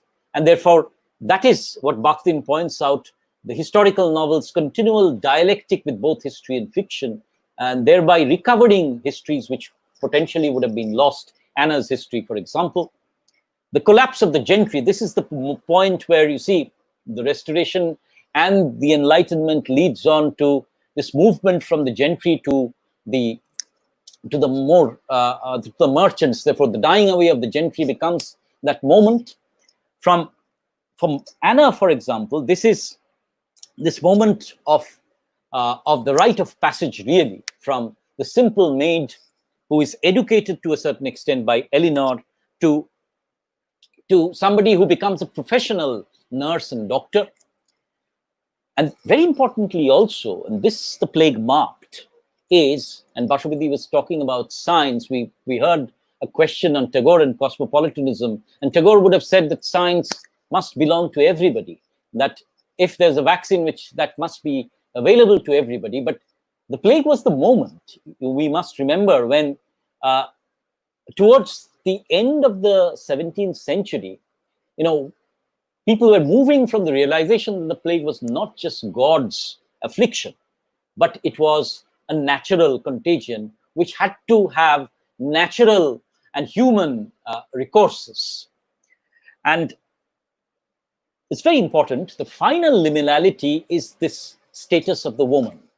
You see, because while the people of Im believe in the older framework of categorizing the woman into either the witch or the prostitute or the simple maid, Anna, as it were, in her rite of passage, grows into newer roles and thereby fulfills, as it were, her vocation. So, as I point out, this is also a movement of Anna through the liminal state into a newer form of existence, and thereby create and thereby become a kind of touchstone for similar sort of liminal movements, similar rites of passage for women. Of course, I have talked about the abdication of the gentry, so I gradually move on through these liminal conditions. One, the abdication of the gentry, who are more concerned about their Miltons and their Drydens and packing them while they leave the village of Im. And Anna, of course, talks about the liminal zone between faith and science. Caught up within the struggle, Anna's dilemma mirrors that of the world of her time. She confesses, I cannot say I have faith anymore. Hope, perhaps. And this is something which Bashubidhi talks about. It's very important to understand that Montpellier loses all hope, loses all faith. Yet Anna, she may lose her faith, but she does not lose her hope. And this is what Geraldine Brooks has to say about choosing Anna, the maid, as the narrator and the protagonist of the novel. She says, I wanted a narrator who was part of the ordinary life of the village, but also had access to the gentry, the decision makers. So you see, she's placed in that liminal zone between the in terms of class. Since I knew that the real rector had a maid who survived the plague, she seemed the obvious choice. And then, Geraldine Brooks goes on to talk not merely about England, but also about the Middle East and Africa in her role as a reporter.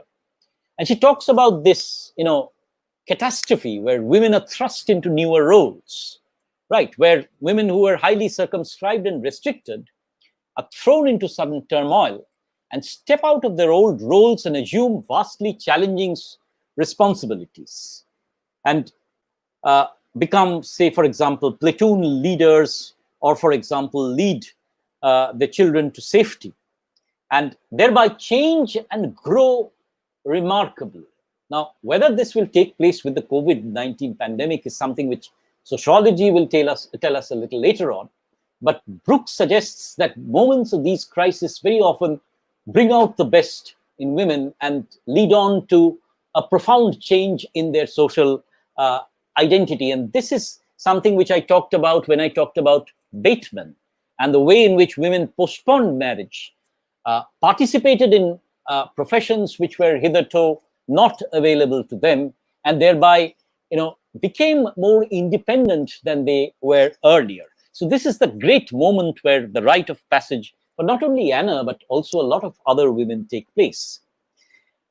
Of course, Geraldine talks about the Restoration being a very fluid time, monarchy, church, institutions being challenged, and makes a very important point that, you see, treatise after treatise talks about, the fear of women stepping out of the fold and being loose character and so on. And she talks about the amount of hectoring from the pulpit. And she suggests that a lot of improper behavior, women were, of course, improper within quotes, stepping out into the public sphere, participating in public discourse, and experimenting with their own sexualities to a certain extent. So, you see, what Geraldine sees within that particular period where the plague is taking place is a profound shift in society. Now, let me come back to the duo of Mem Gori and Anis Gori. This is, of course, Anna, who's narrating this in a first person. And Anna being extremely realistic as a widow. Anna is a widow. So she says, I wanted nothing of the herb knowledge. And she says how I knew how easy it is for a widow to be turned into witch in the common mind. And the first cause generally is that she meddles somehow in medicinals. So you see how gender is integrally woven into the concept of the female medical practitioner. You see, I'm reminded of Parashuram's story. You see, where this person who suffers from chronic disease, that he's a hypochondriac, and he actually sort of goes from doctor to doctor, and ultimately goes to a woman doctor, and the first question that he asks is, can a woman doctor actually cure me? And eventually marries the doctor. So while the story is extremely funny, there's also this very deep kind of misogyny which lurks within the story, that the woman as doctor can only cure by marrying the hypochondriac, as it were, and taking control over his life. Think about it deeply. But what I'm trying to sort of emphasize is how society in the early modern England would have frowned upon women as using medicines, as having power over life and death, as it were. So the way in which medicine was a highly gendered kind of discourse, and where the entry of the woman was prohibited or even frowned upon, is very evident in the way in which Mem Gori and Anis Gori are suspected by society, and how Anna sort of veers away from practicing the herbal medicines. But interestingly, what Geraldine Brooks also points out is this, despite this, there's this other, as you can say, other form of knowledge, as I pointed out, handed over from generation to generation through the Godi garden, and how ancient this tradition of the woman, medicine, and common sense are. And we do not even know the name of the wise woman who first laid out these beds, but the garden thrived here long before we came to tend it, and it will go on long after we depart. So Geraldine Brooks's novel is also looking at the ways in which alternative discourses thrive throughout history and are very often carried on by women.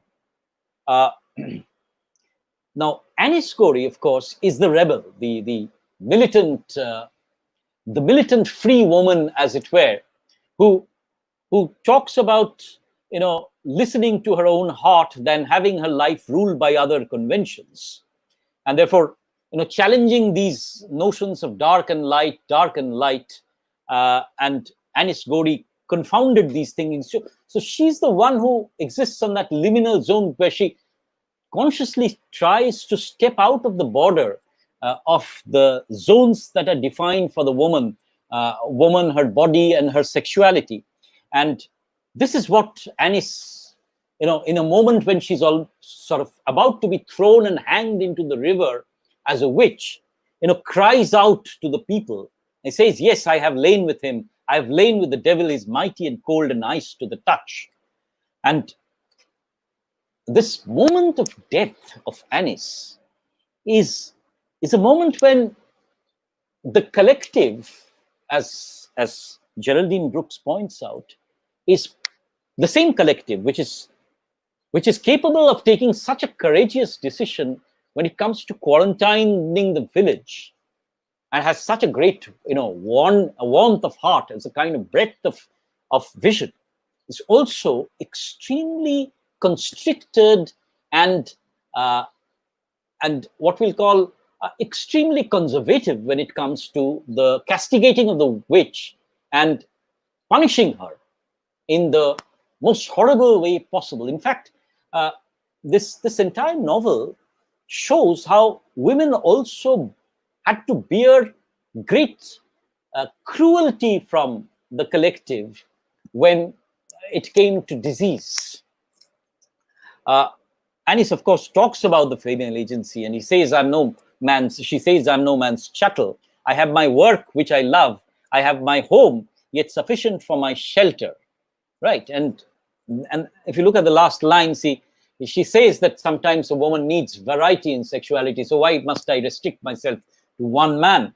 Strikingly modern, strikingly postmodern, in fact, view of a female agency that is offered within the novel. So what Geraldine Brooks is also bringing out in the novel is the alternative discourses that were opening up for the women in 18th century England. And we remember, say, for example, Montagu, who actually brought back the system of inoculation for the smallpox from the Orient, and she was a woman. So zones which were opening up, women as writer, women taking part in different professions, demanding education, although it would take another century for it to be theorized in a very proper way, we can see that Geraldine is probing through a novel of disease into zones which were opening up for the women. Now, contrasted with Anis is Eleanor, who also practices herbal potions, but she does it in an extremely docile way. So this is the woman who's trying to work through patriarchy. If Anis is the one who's throwing the towel in the face of patriarchy, as it were, Eleanor is the one who sort of ushers in reason, ushers in education, ushers in an own way of sort of handling patriarchy, and sensitizes people to the fact that they should move away, especially the rural women, from superstition. Now, you see, therefore, what I'm trying to suggest is that for Brooks, this novel, The Year of Wonders, is actually one where, society is taken over not by men, but by women. Although Montpellier becomes the man who creates this, and it is recorded in history, William Montpesson transformed this village. What Brooks is trying to suggest is that within this time of the pandemic, it was the women who were offering potentials of growth and sustenance. And therefore, what Brooks does is he shows the failure of Montpellier, right? And Montpellier, despite, marrying Eleanor, has never had sex with her because, she has had an abortion and her womb has been tarnished. And therefore, he clings on, despite being such a wide-hearted man, despite being such a radical man in terms of quarantining the village.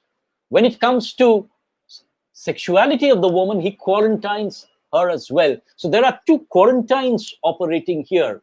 One which is for the collective, and the other which on a personal level, the woman's body is seen essentially as corrupted by the pregnancy and therefore an abortion, and therefore must be quarantined from further sexual interaction. So the Montpellier who is generous in terms of his identity as a priest is equally, conservative when it comes to his identity as a husband and as a man. And Brooks shows these contradictions. Also, you see, within the novel, the plague tests the people, and Montpellier fails the test when after Eleanor's death, he loses all faith and has no qualms about sleeping with Anna. And Geraldine Brooks also points out that in an interview that the real priest, William Montpesson, had no qualms about sending out his own children whilst quarantining the entire village. So his own children were sent out of the village before he quarantined the entire village. So therefore looks at the gray zones of body, conduct, and perceived myths in the times of a pandemic. This is, of course, Anna's movement from religious affliction to secular contagion. And she says that, it doesn't matter if, we are a village of sinners or a host of saints. The plague was spread and poisoned through our blood rather than, through God's affliction. You see, this is the moment when, taken together as a body, Anis Gori, Eleanor, and Anna arrive at this understanding and try and mitigate the sufferings of the people, not through religion, but through medicine. And that is when Anna recognizes that her vocation is to be a nurse and is to be a physician. And therefore, when she escapes, she does not any longer escape to another part of England where she realizes her scope is restricted. She moves to Algeria and Onam and arrives here and meets this Muslim doctor whose assistant she becomes. And the book she carries with her is the Eastern form of medicine, which is practiced by Avicenna. And she then talks about this way, this alternative way of medicine, where, and this is another part of the novel, where she talks about the importance of medicine not in curing, not as a curative, but also as a fortifier. So she's sort of bringing two paradigms of medicine together. One paradigm which talks about medicine as an antidote, and the other which talks about preventive medicine, boosting immunity. And she sees the two medicines, the Western paradigm as the antidote, which always looks at curing disease, and the Eastern medicine as preventing disease from within, right? And you see, the way in which, the doctor, the male doctor, also welcomes her presence, because through her, he can then reach out to the women he has to cure within the veil. And this entire novel, therefore, becomes a story about Anna's maturity. And this becomes, therefore, for Anna, the wonderful year, the year of wonder, where she moves from a simple peasant girl to a more complex, educated nurse and physician. And this is where this text becomes a text of her maturity. Now, I had sort of made a suggestion that I would like to weave in some of Geraldine Brooks's other texts, and the text that I'd like to talk about is 9 Paths of Desire, where Geraldine Brooks, in fact, was one of the first to talk about a concept of Islamic feminism. And the title of this text is taken from the text which talks in Arabic about the woman, that God having given men and women 10 parts of desire, and women have 9 parts, and men have been given only 1 part. So you see, there is also a history of not only, in fact, the culture in the Muslim lands, but also equally in Hindu and Christian lands, where the female body is seen as a site of sexuality, that women are motivated. We remember Pope's misogynistic comment, most women have no character at all.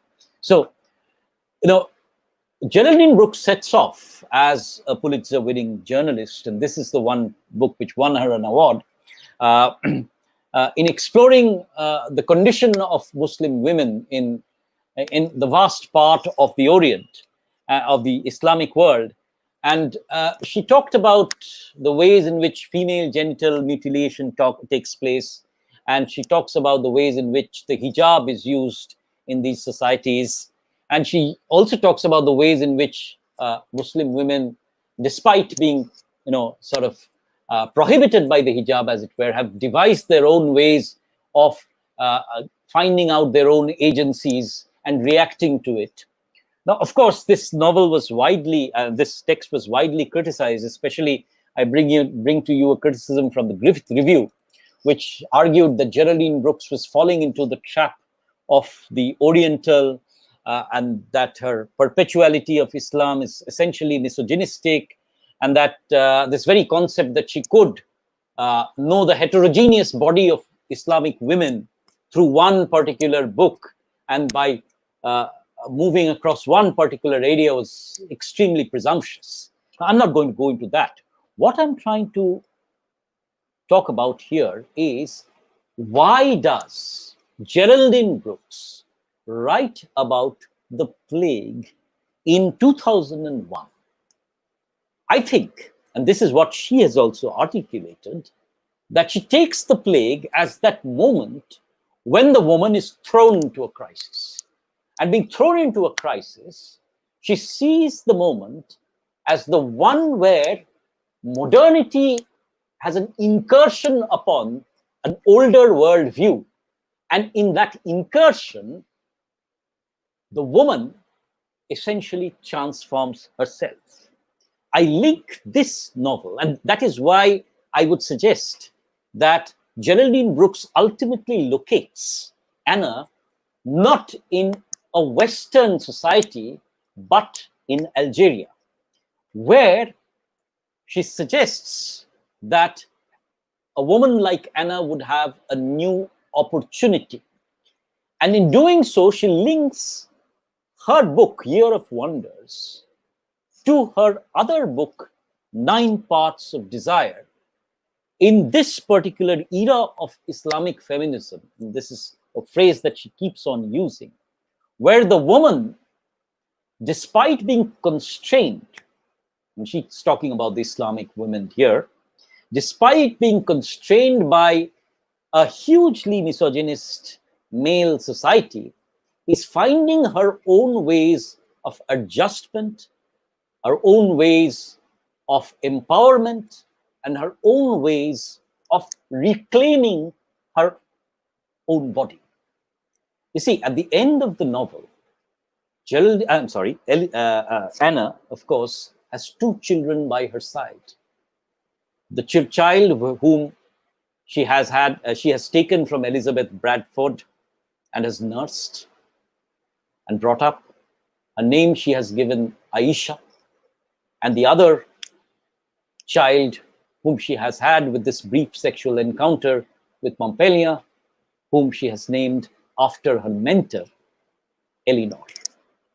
You see, I look at this novel as one which, in the moment, which through a discourse of disease, talks about the potential of the human, of the female protagonist and characters as adjusting to it, the catastrophe, and emerging stronger out of it. So my conclusions there: plague created hazards as well as opportunities for women, but specifically during the plague, the urban women were placed in a double bind. This was a historical part which I sort of gleaned from multiple sources. In the absence of any significant records, it's difficult to exactly predict the trauma and the tribulation of the women during this period. They remain largely neglected voices. And it is this gap, I suggest, that historical fiction seeks to probe, articulating liminal zones where the conflicts between traditional ideas and new opportunities for women could be discerned. And in linking the history of the plague, the year of wonders, as it were, with the 9 parts of desire in another distant location, Geraldine Brooks talks about the way in which women's bodies, minds, personalities have resisted and triumphed over disease and pandemics, and thereby creating a new voice of hope. And this voice of hope, this voice of growth, this voice of adjustment, this voice of, as it were, evolution, is what links my discussion with the message of hope that Bashabidi had just delivered a few moments ago. Thank you for listening patiently to me, and I would welcome your suggestions and comments. Thank you.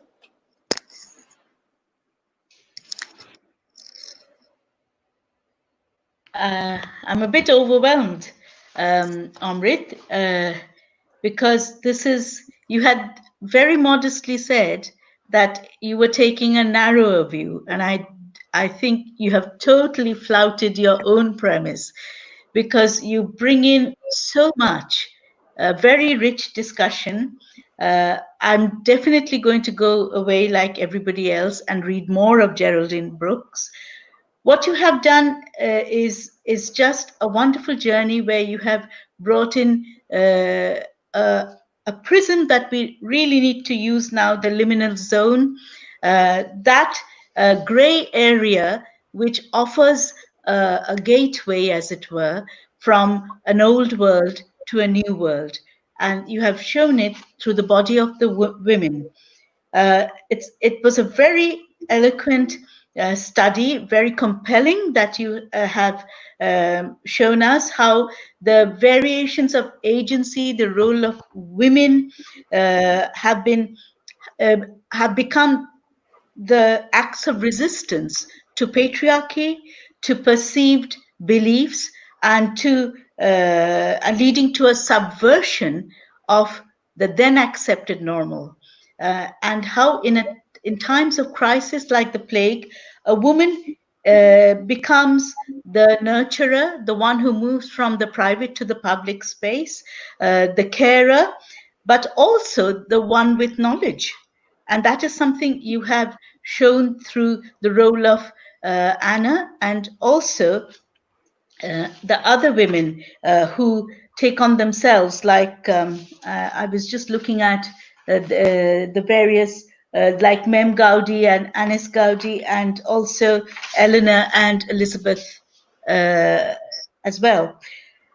I think what, for me, I find really fascinating about your study is how you you have taken away the glorification of Montpellier through history, that he was the man who took the stand, that wonderful, courageous stand that they would lock themselves in and lock the world out.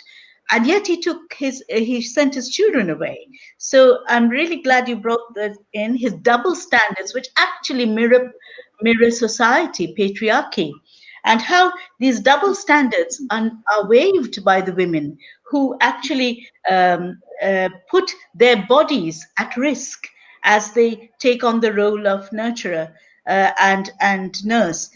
I also am really, I was really struck by the image of the red wand that you spoke about. It's almost like a red flag, and that prostitutes carried white wands. And this is something that I always find really interesting, that women have to wear badges always, you know. And I remember my parents' friend telling me how she decided that she would wear a ring because her husband could wear a ring, and that is why she didn't wear shidur, because he didn't.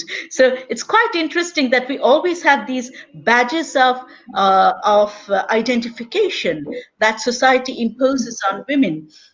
And this is something that Anna is able to escape when she, as you show, when she leaves England and then travels to Algeria. And I'm really glad you see this post-colonial perspective and bring in Arab medicine, because it's only post-colonialists who can show the Arab not as demonic, but as healers. And this is something that Ondaatje shows in The English Patient, where the English patient is left as dead, having been burnt into a faceless non-identity. And it's Arab travelers who pick him up and give him some sort of identity back again in a restored face. So I think this, what you've done in this post-colonial novel, is shown how through your analysis, a very strong analysis,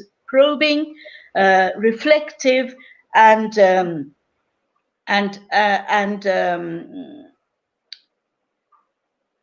an act of recovery on your part as a post-colonialist yourself.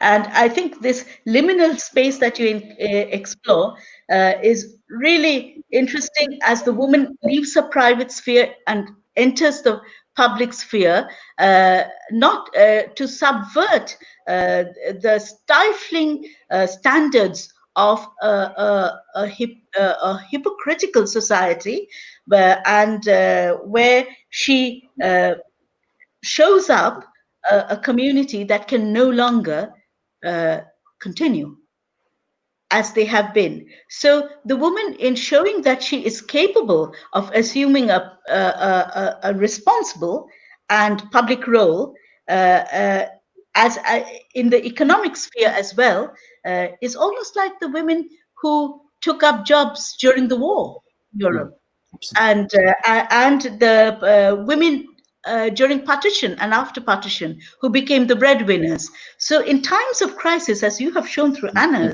study of Anna, women actually subvert assumptions of women's role as minimal to social economic development. So I think that's wonderful. I loved your pointing to the bill of mortality, the role that they played as searchers. Will stay with me, searchers and keepers.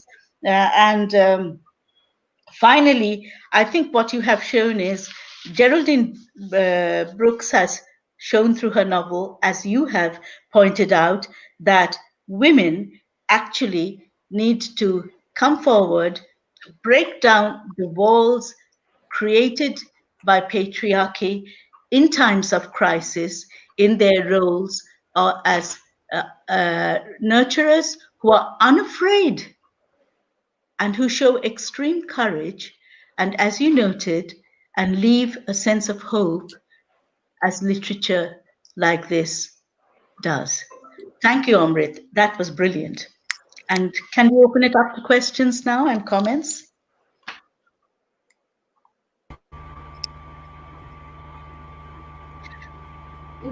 Ma'am, with your permission, sir, with your permission, am I audible, by the way? Yeah, absolutely. Am I Absolutely. audible? Yeah. Sir, so we have a few questions. Would you like Sure. to take them up? Sure. Sure. Okay, so this is Tela Bishwas.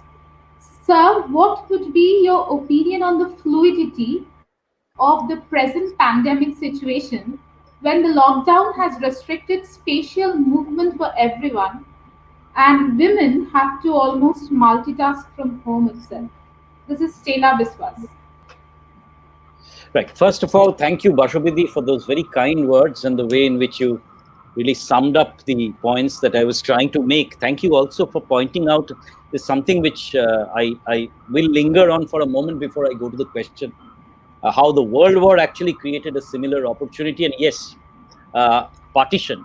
I was reminded of a paper which we did once, on Mohanagar, and Megheda Katara, the two films, which sort of present these two perspectives, Nipa sort of crying out, Ami bachte chechinam, I wanted to live too. And in Mohanagar, where, Madhavi's character actually sort of steps out and the partition gives her the opportunity of interacting with the public sphere and thereby creating. So thank you very much. I think, that somewhere within my more written form of this paper, that suggestion will, of course, find a very important space. Okay. Now, the question of fluidity, and I see also there's this question of domestic violence somewhere coming in. So I'll take that from the comments, if with your permission. You see, yes, true. I think many people have pointed out, and sociologists also, that what the lockdown has also meant is also women being forced into a lot more work than otherwise.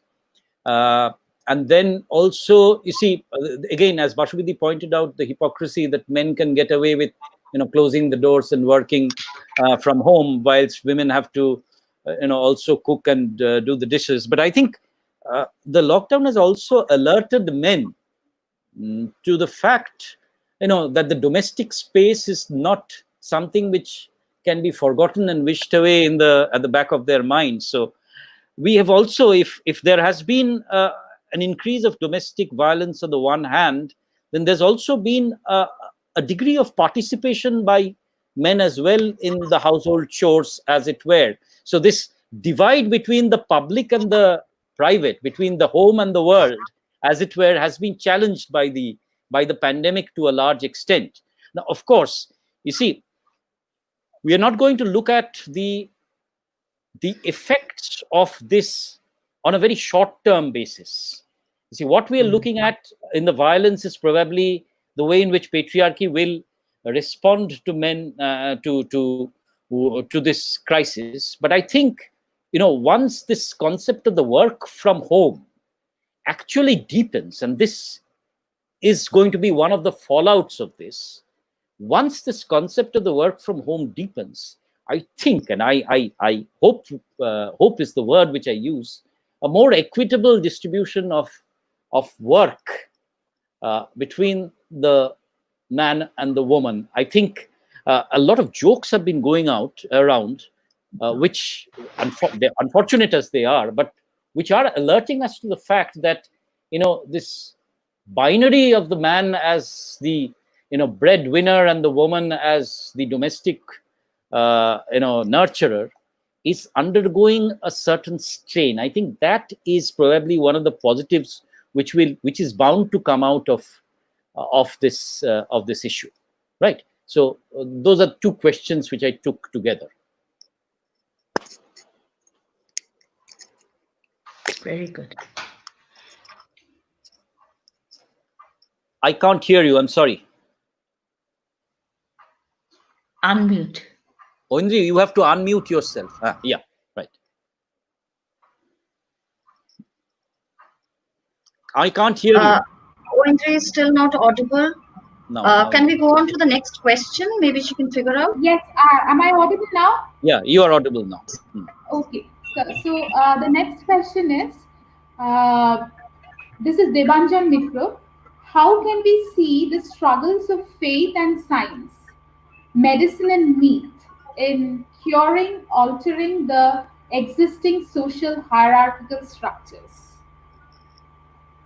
Well, that is a very profound question, really. But uh, you know, I would respond it in this way that the COVID-19 has shown us a new face of medicine. You see, where in the absence of a vaccine or a particular drug, the only way has been once again to go back to our roots and ask questions as to how we can prevent.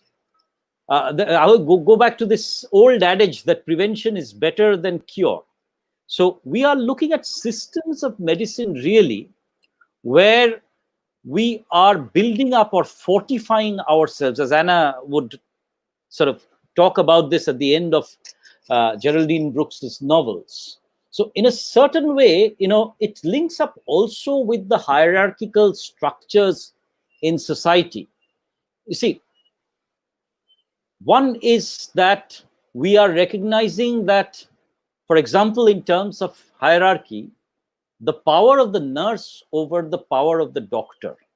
You see, in the traditional hierarchy of medicine, it is always the doctor who gets he is the one who is projected. We now realize how important the health worker is. And the health worker as a category is much wider, as it were. Right. So in that sense, the power structure has been challenged. The second thing which I have to really understand is, as Bashubidi pointed out, and this is something which has also been pointed out. You see, what is the one thing that we are lacking now? Air. The thing which we cannot really buy, the thing which is free to all, right? So in the way in which the disease has cut across categories is something which has forced in a certain way to understand, you see, that until and unless we invest, and here I agree completely with Bashubidi, that until and unless we engage and invest in the broader and wider cross-section of people, that the balcony babus and maims will not be safer. We will be safe if the entire society is safe. We will be exposed, unsafe, and vulnerable if, the broader body of people are diseased. So I'm looking forward to it. If I don't know whether this will happen or not, but in countries like India, I think what has been woefully exposed is the unpreparedness and lack of investment in public health. This is a category which we have actually completely, along with health, education is going to be the other, I hope, beneficiary of this. That when we host such a webinar where Bashubidi, I, and you can take part, there's a vast body of people, your students included, my students included, especially mine because they are, part of a slightly more remote and rural area. Access and equality, I think, have to be brought together. And that is where you see hierarchies have to be rethought. If we miss this opportunity, then I think we will have committed a grave crime, and I use that word with all its implications. Sneha, do we have any more questions? Yes, Partho Devnath has a question. He says the searching still remains with the women, that is, the Anganwadi workers or the women working in the health centers. Do you think the shadows of the past remain in our thinking process regarding women? Absolutely. Absolutely. You see, the way in which very often for a very small amount of money, women are forced into these professions, and in the way in which their role has continually been marginalized is something that is a legacy of the past that we have still inherited, and it remains ingrained or embedded in our societies. We have to take a very careful look at it.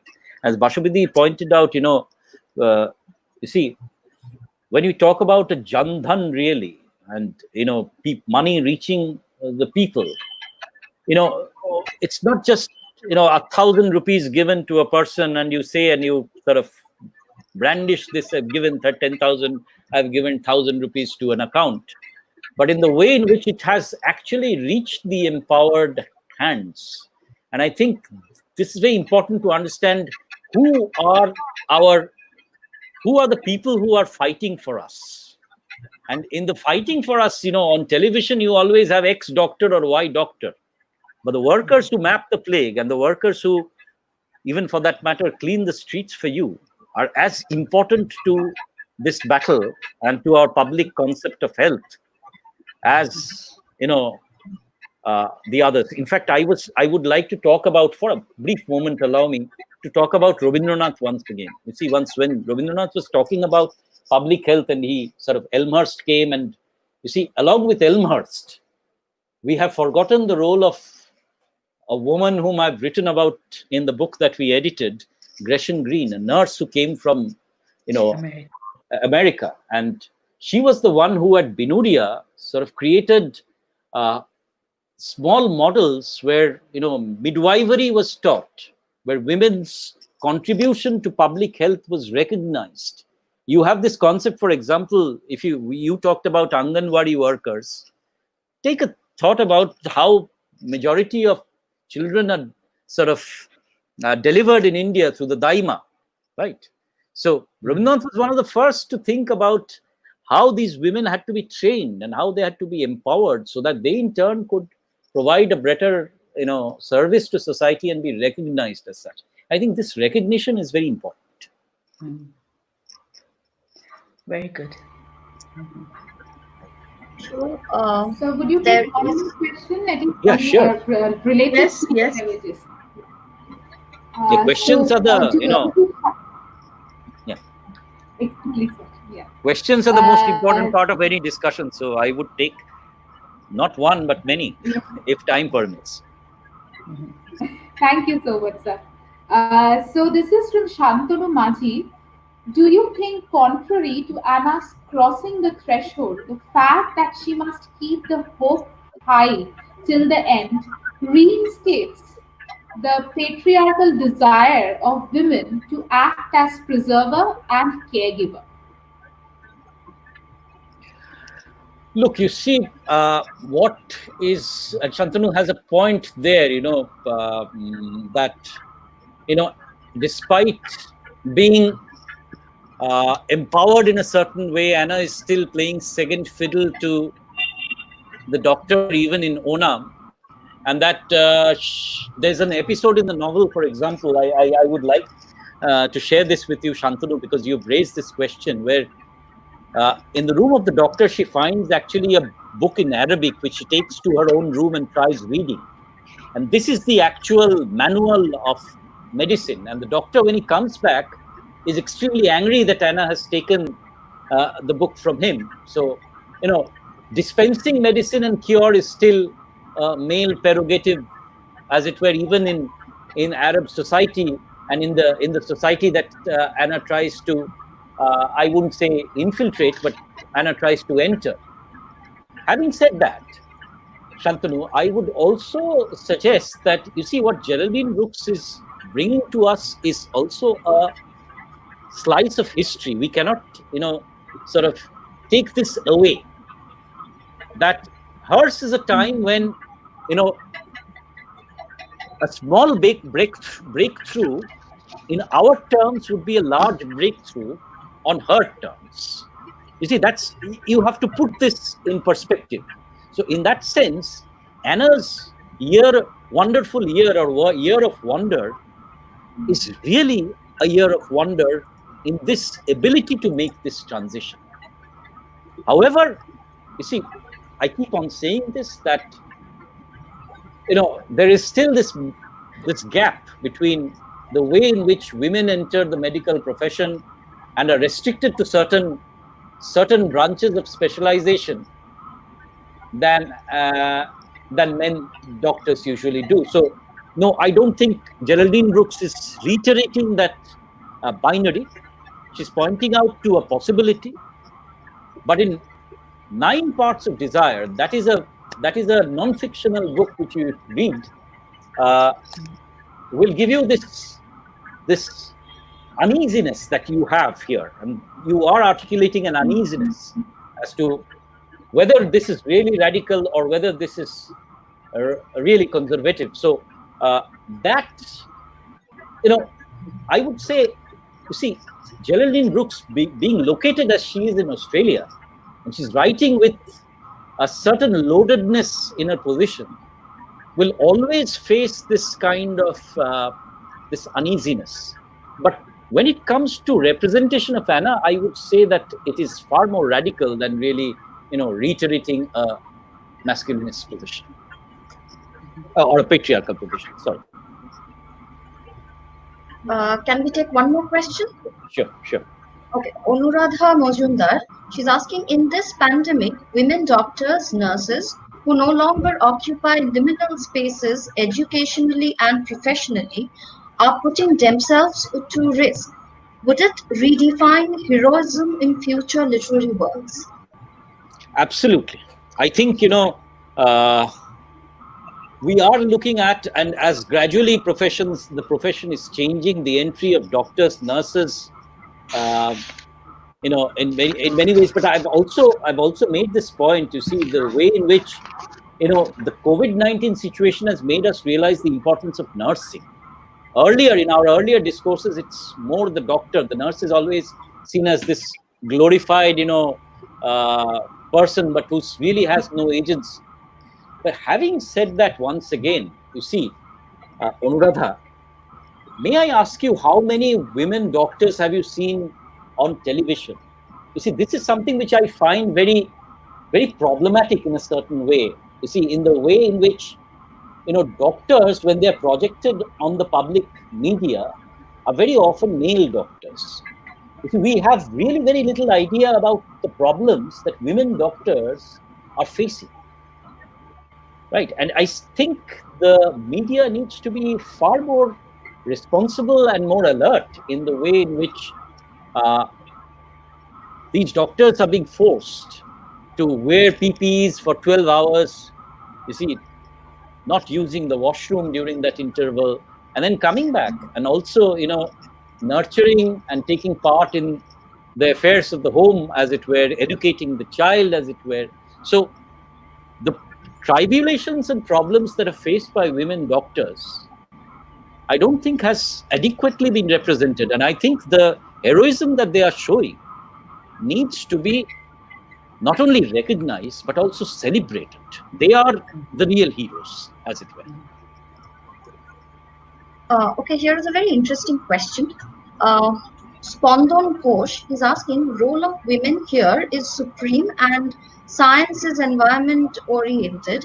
Do you think this can be seen as a critique of urbanity, a discourse that was dealt in Satyajit Ray's Aguntuk?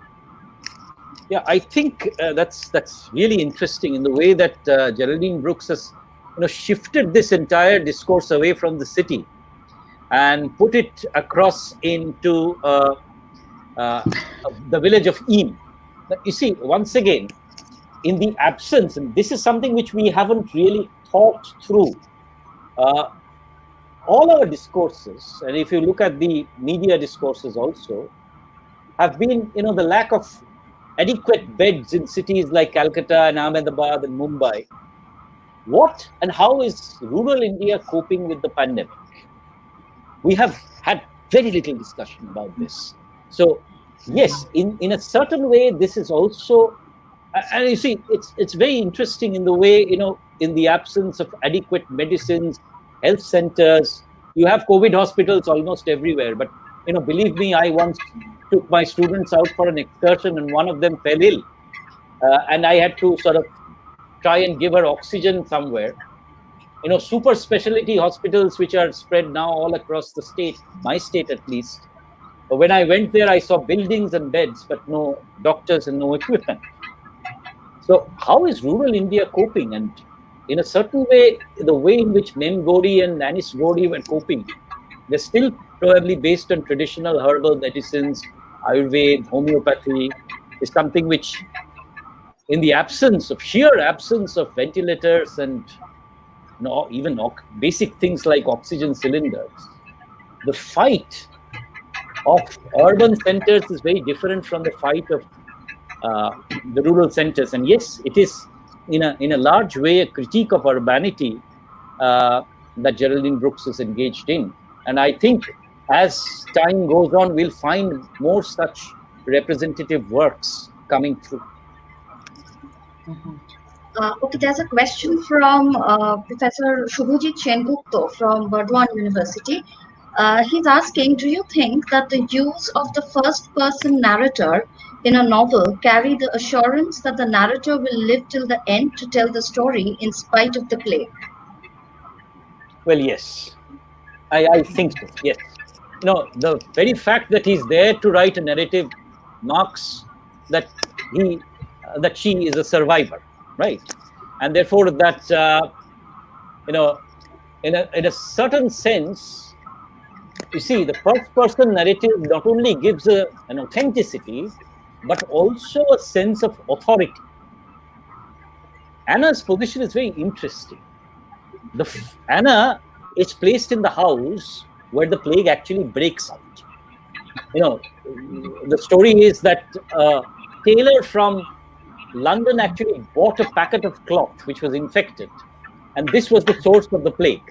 So Anna's house is the house where the plague breaks out. Her husband is already dead. He was a miner who worked in a mine, as it were, and two of her children perish during the plague. So as it were, she's a free agent who has suffered through the plague, yet who has survived the plague, and therefore her voice carries a degree of not only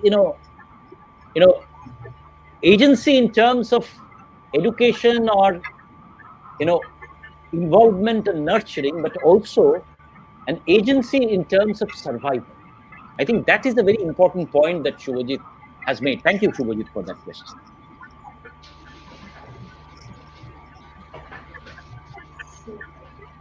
Are there any more questions or comments? There's one more question that can be addressed to both of you, has been addressed to both of you actually. So if I may, this is from Manvi Sharma, NIT Uttarakhand. In a post-COVID world, can ecofeminism be used to awaken consciousness and sensitize the world for sustainable development? I think Amrit should take that first. Well, of course, this is it's not just a question; it's the need of the hour, really. As Pashupati points out, the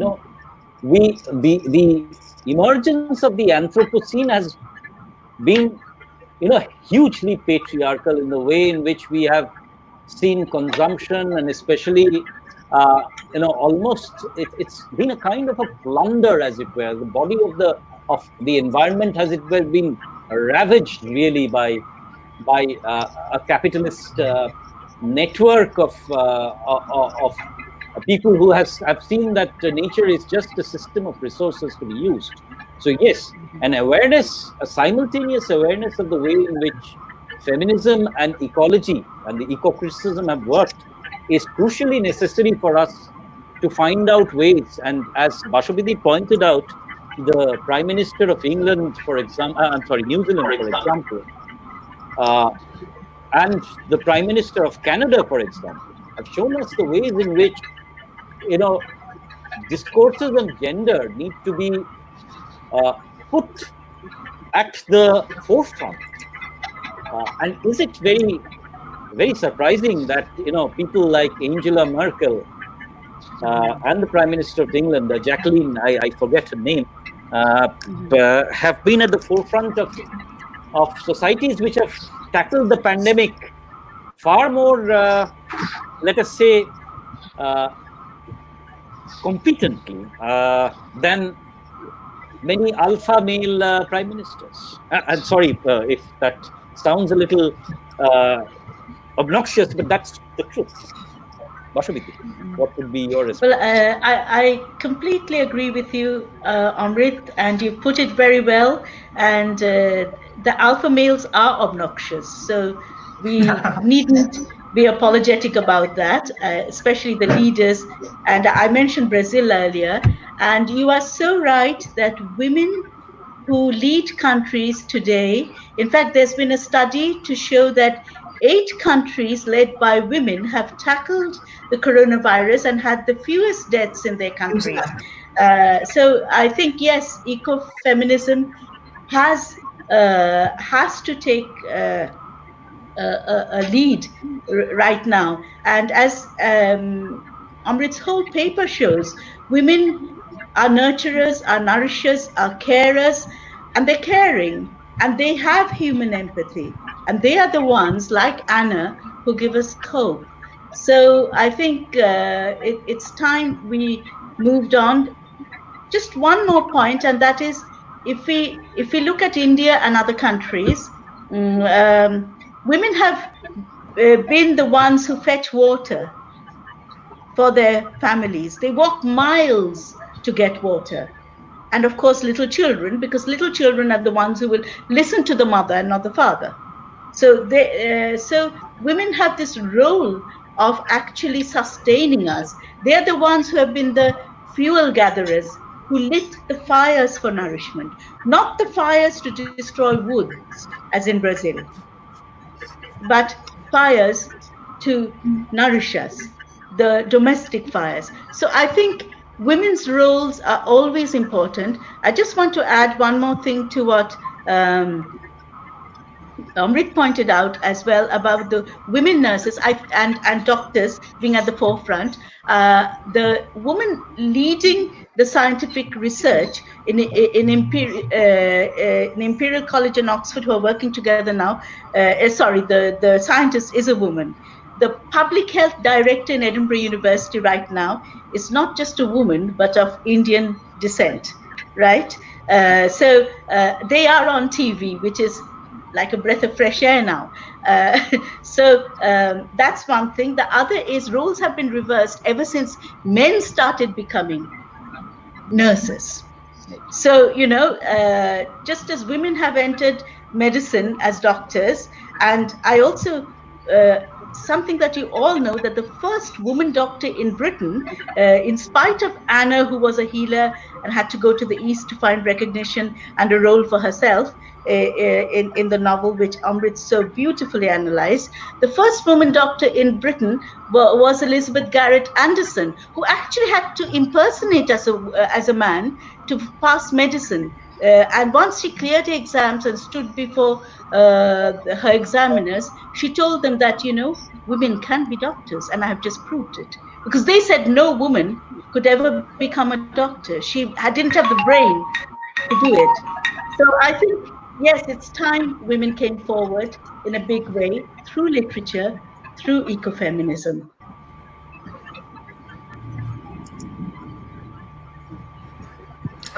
Do you have a time for one small question, Amrita? Go ahead. How can I I'm say no happy to if you? Amrit is happy. Okay. So actually, I was wondering after reading Anna Frith, the kind of resilience that Anna Frith shows somewhat reminds us of Thomas Hardy's heroines. So how would you place Anna Frith's character vis-a-vis Hardy's women characters, like Jude Folly or Sue Brydet? Are you? I have a little difficulty, Shubham, with that question, because you see, uh, the endurance that you are talking about in Hardy's women characters are not exactly in the way in which Anna shows her endurance. You see, in a certain sense, Anna is different because she does not accept. and she breaks new ground. So in that sense, uh, even though Hardy's women were caught in a space of transition, in a space of historical transition, I would say, given the sheer amount of space that Anna travels, and when I mean space, I'm talking about social space, I'm talking about educational space as well as geographical space, I would find Anna much more enduring and radical than uh, Hardy's protagonists. Right. Okay.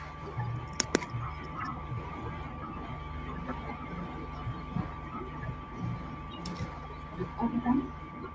Are there any more questions or comments? Can I wind up Sneha, then? any more? No, I don't think so. There are And then leave it to Shubham to actually close it. Sorry? No more questions.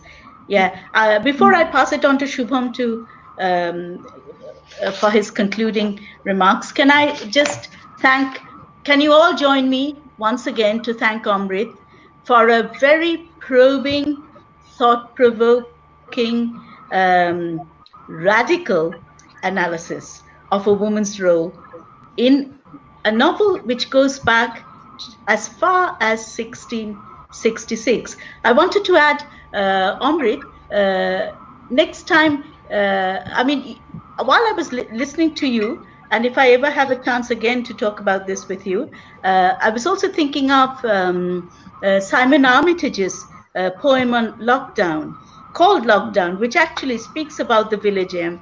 And but what is refreshing is, while we are here in Gokhale in India, he brings in India as well in his poem, where he says, now that we cannot in EM, and now where we can't talk to lovers separated because of the lockdown, we can rely on Kalidash's Meghdut Hmm. to take our messages of love. It's actually going back to nature again, but India is brought in a most beautiful way in Simon Armitage's Lockdown. And can I say that, Amrit, you have made me rethink a lot of things, and one of them always bothers me, and that is the lack of investment in health that this pandemic has shown up in every country. India spends 1% of her GDP on health. How can India be prepared?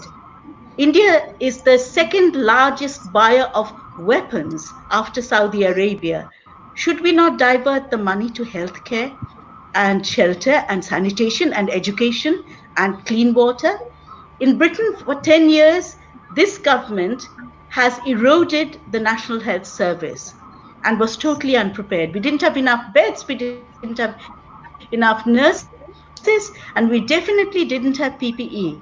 In America, the nurses and carers and doctors had to wear bin bags to prepare to look after their patients. They didn't have PPE, enough PPE. But America's military and police are clothed to the hilt.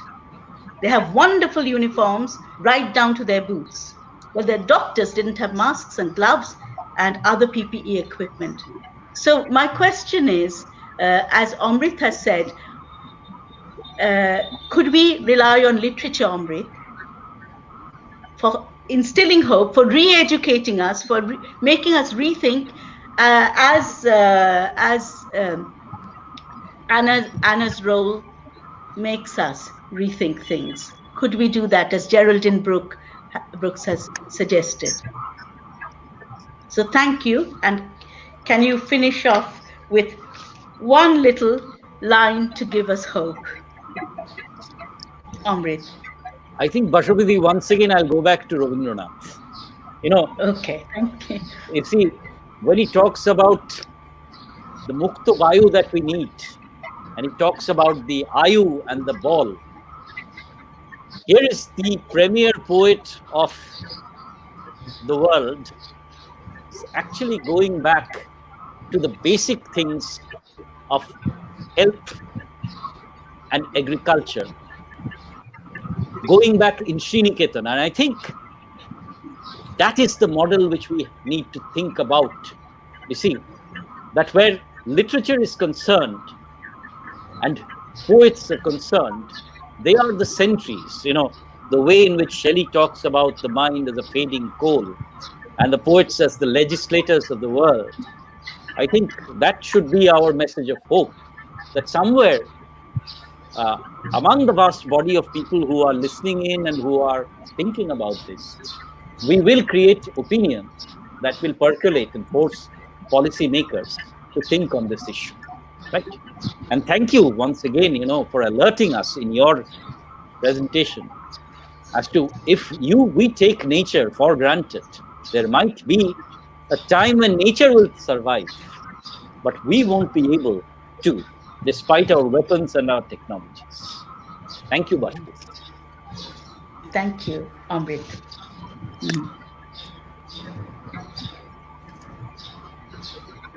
So, shall I draw this session to a close and thank Amrit again for a perceptive, brilliant paper which is going to stay with us. And I hand it over to Gokhale, to Shubham, to all of you who have stayed with us. Yeah, to conclude.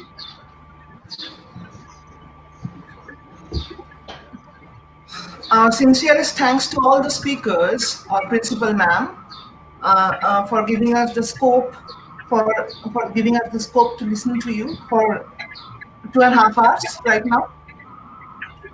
And thank you, and we look forward to having you with us in the future again, if we organize such webinar again in the coming years, in the coming days. And to all the listeners who have listened so patiently over the 2.5 hours, I would like to say a few words for them. The feedback form that you were looking for will be in the comment box on the third day. And from tomorrow onwards, we will show 2 WhatsApp numbers on the screen to which you can send your questions, not leaving them apart on the YouTube comment box. And tomorrow, we will begin from 3 o'clock onwards. We will have 3 very interesting speakers, Dr. Ananya Ghoshal, Dr. Minu Suzan Kozi, and Monikornika Dotto. And with this, we would like to call it a day for today. Again, thanking all the speakers and StreamYard for giving us this opportunity for this uninhibited YouTube streaming. Thank you all, and hope to meet you again in the future. And stay safe in the troubled times. Thank you, Shubham. Thank you, everybody. Thank you. Thank you very much.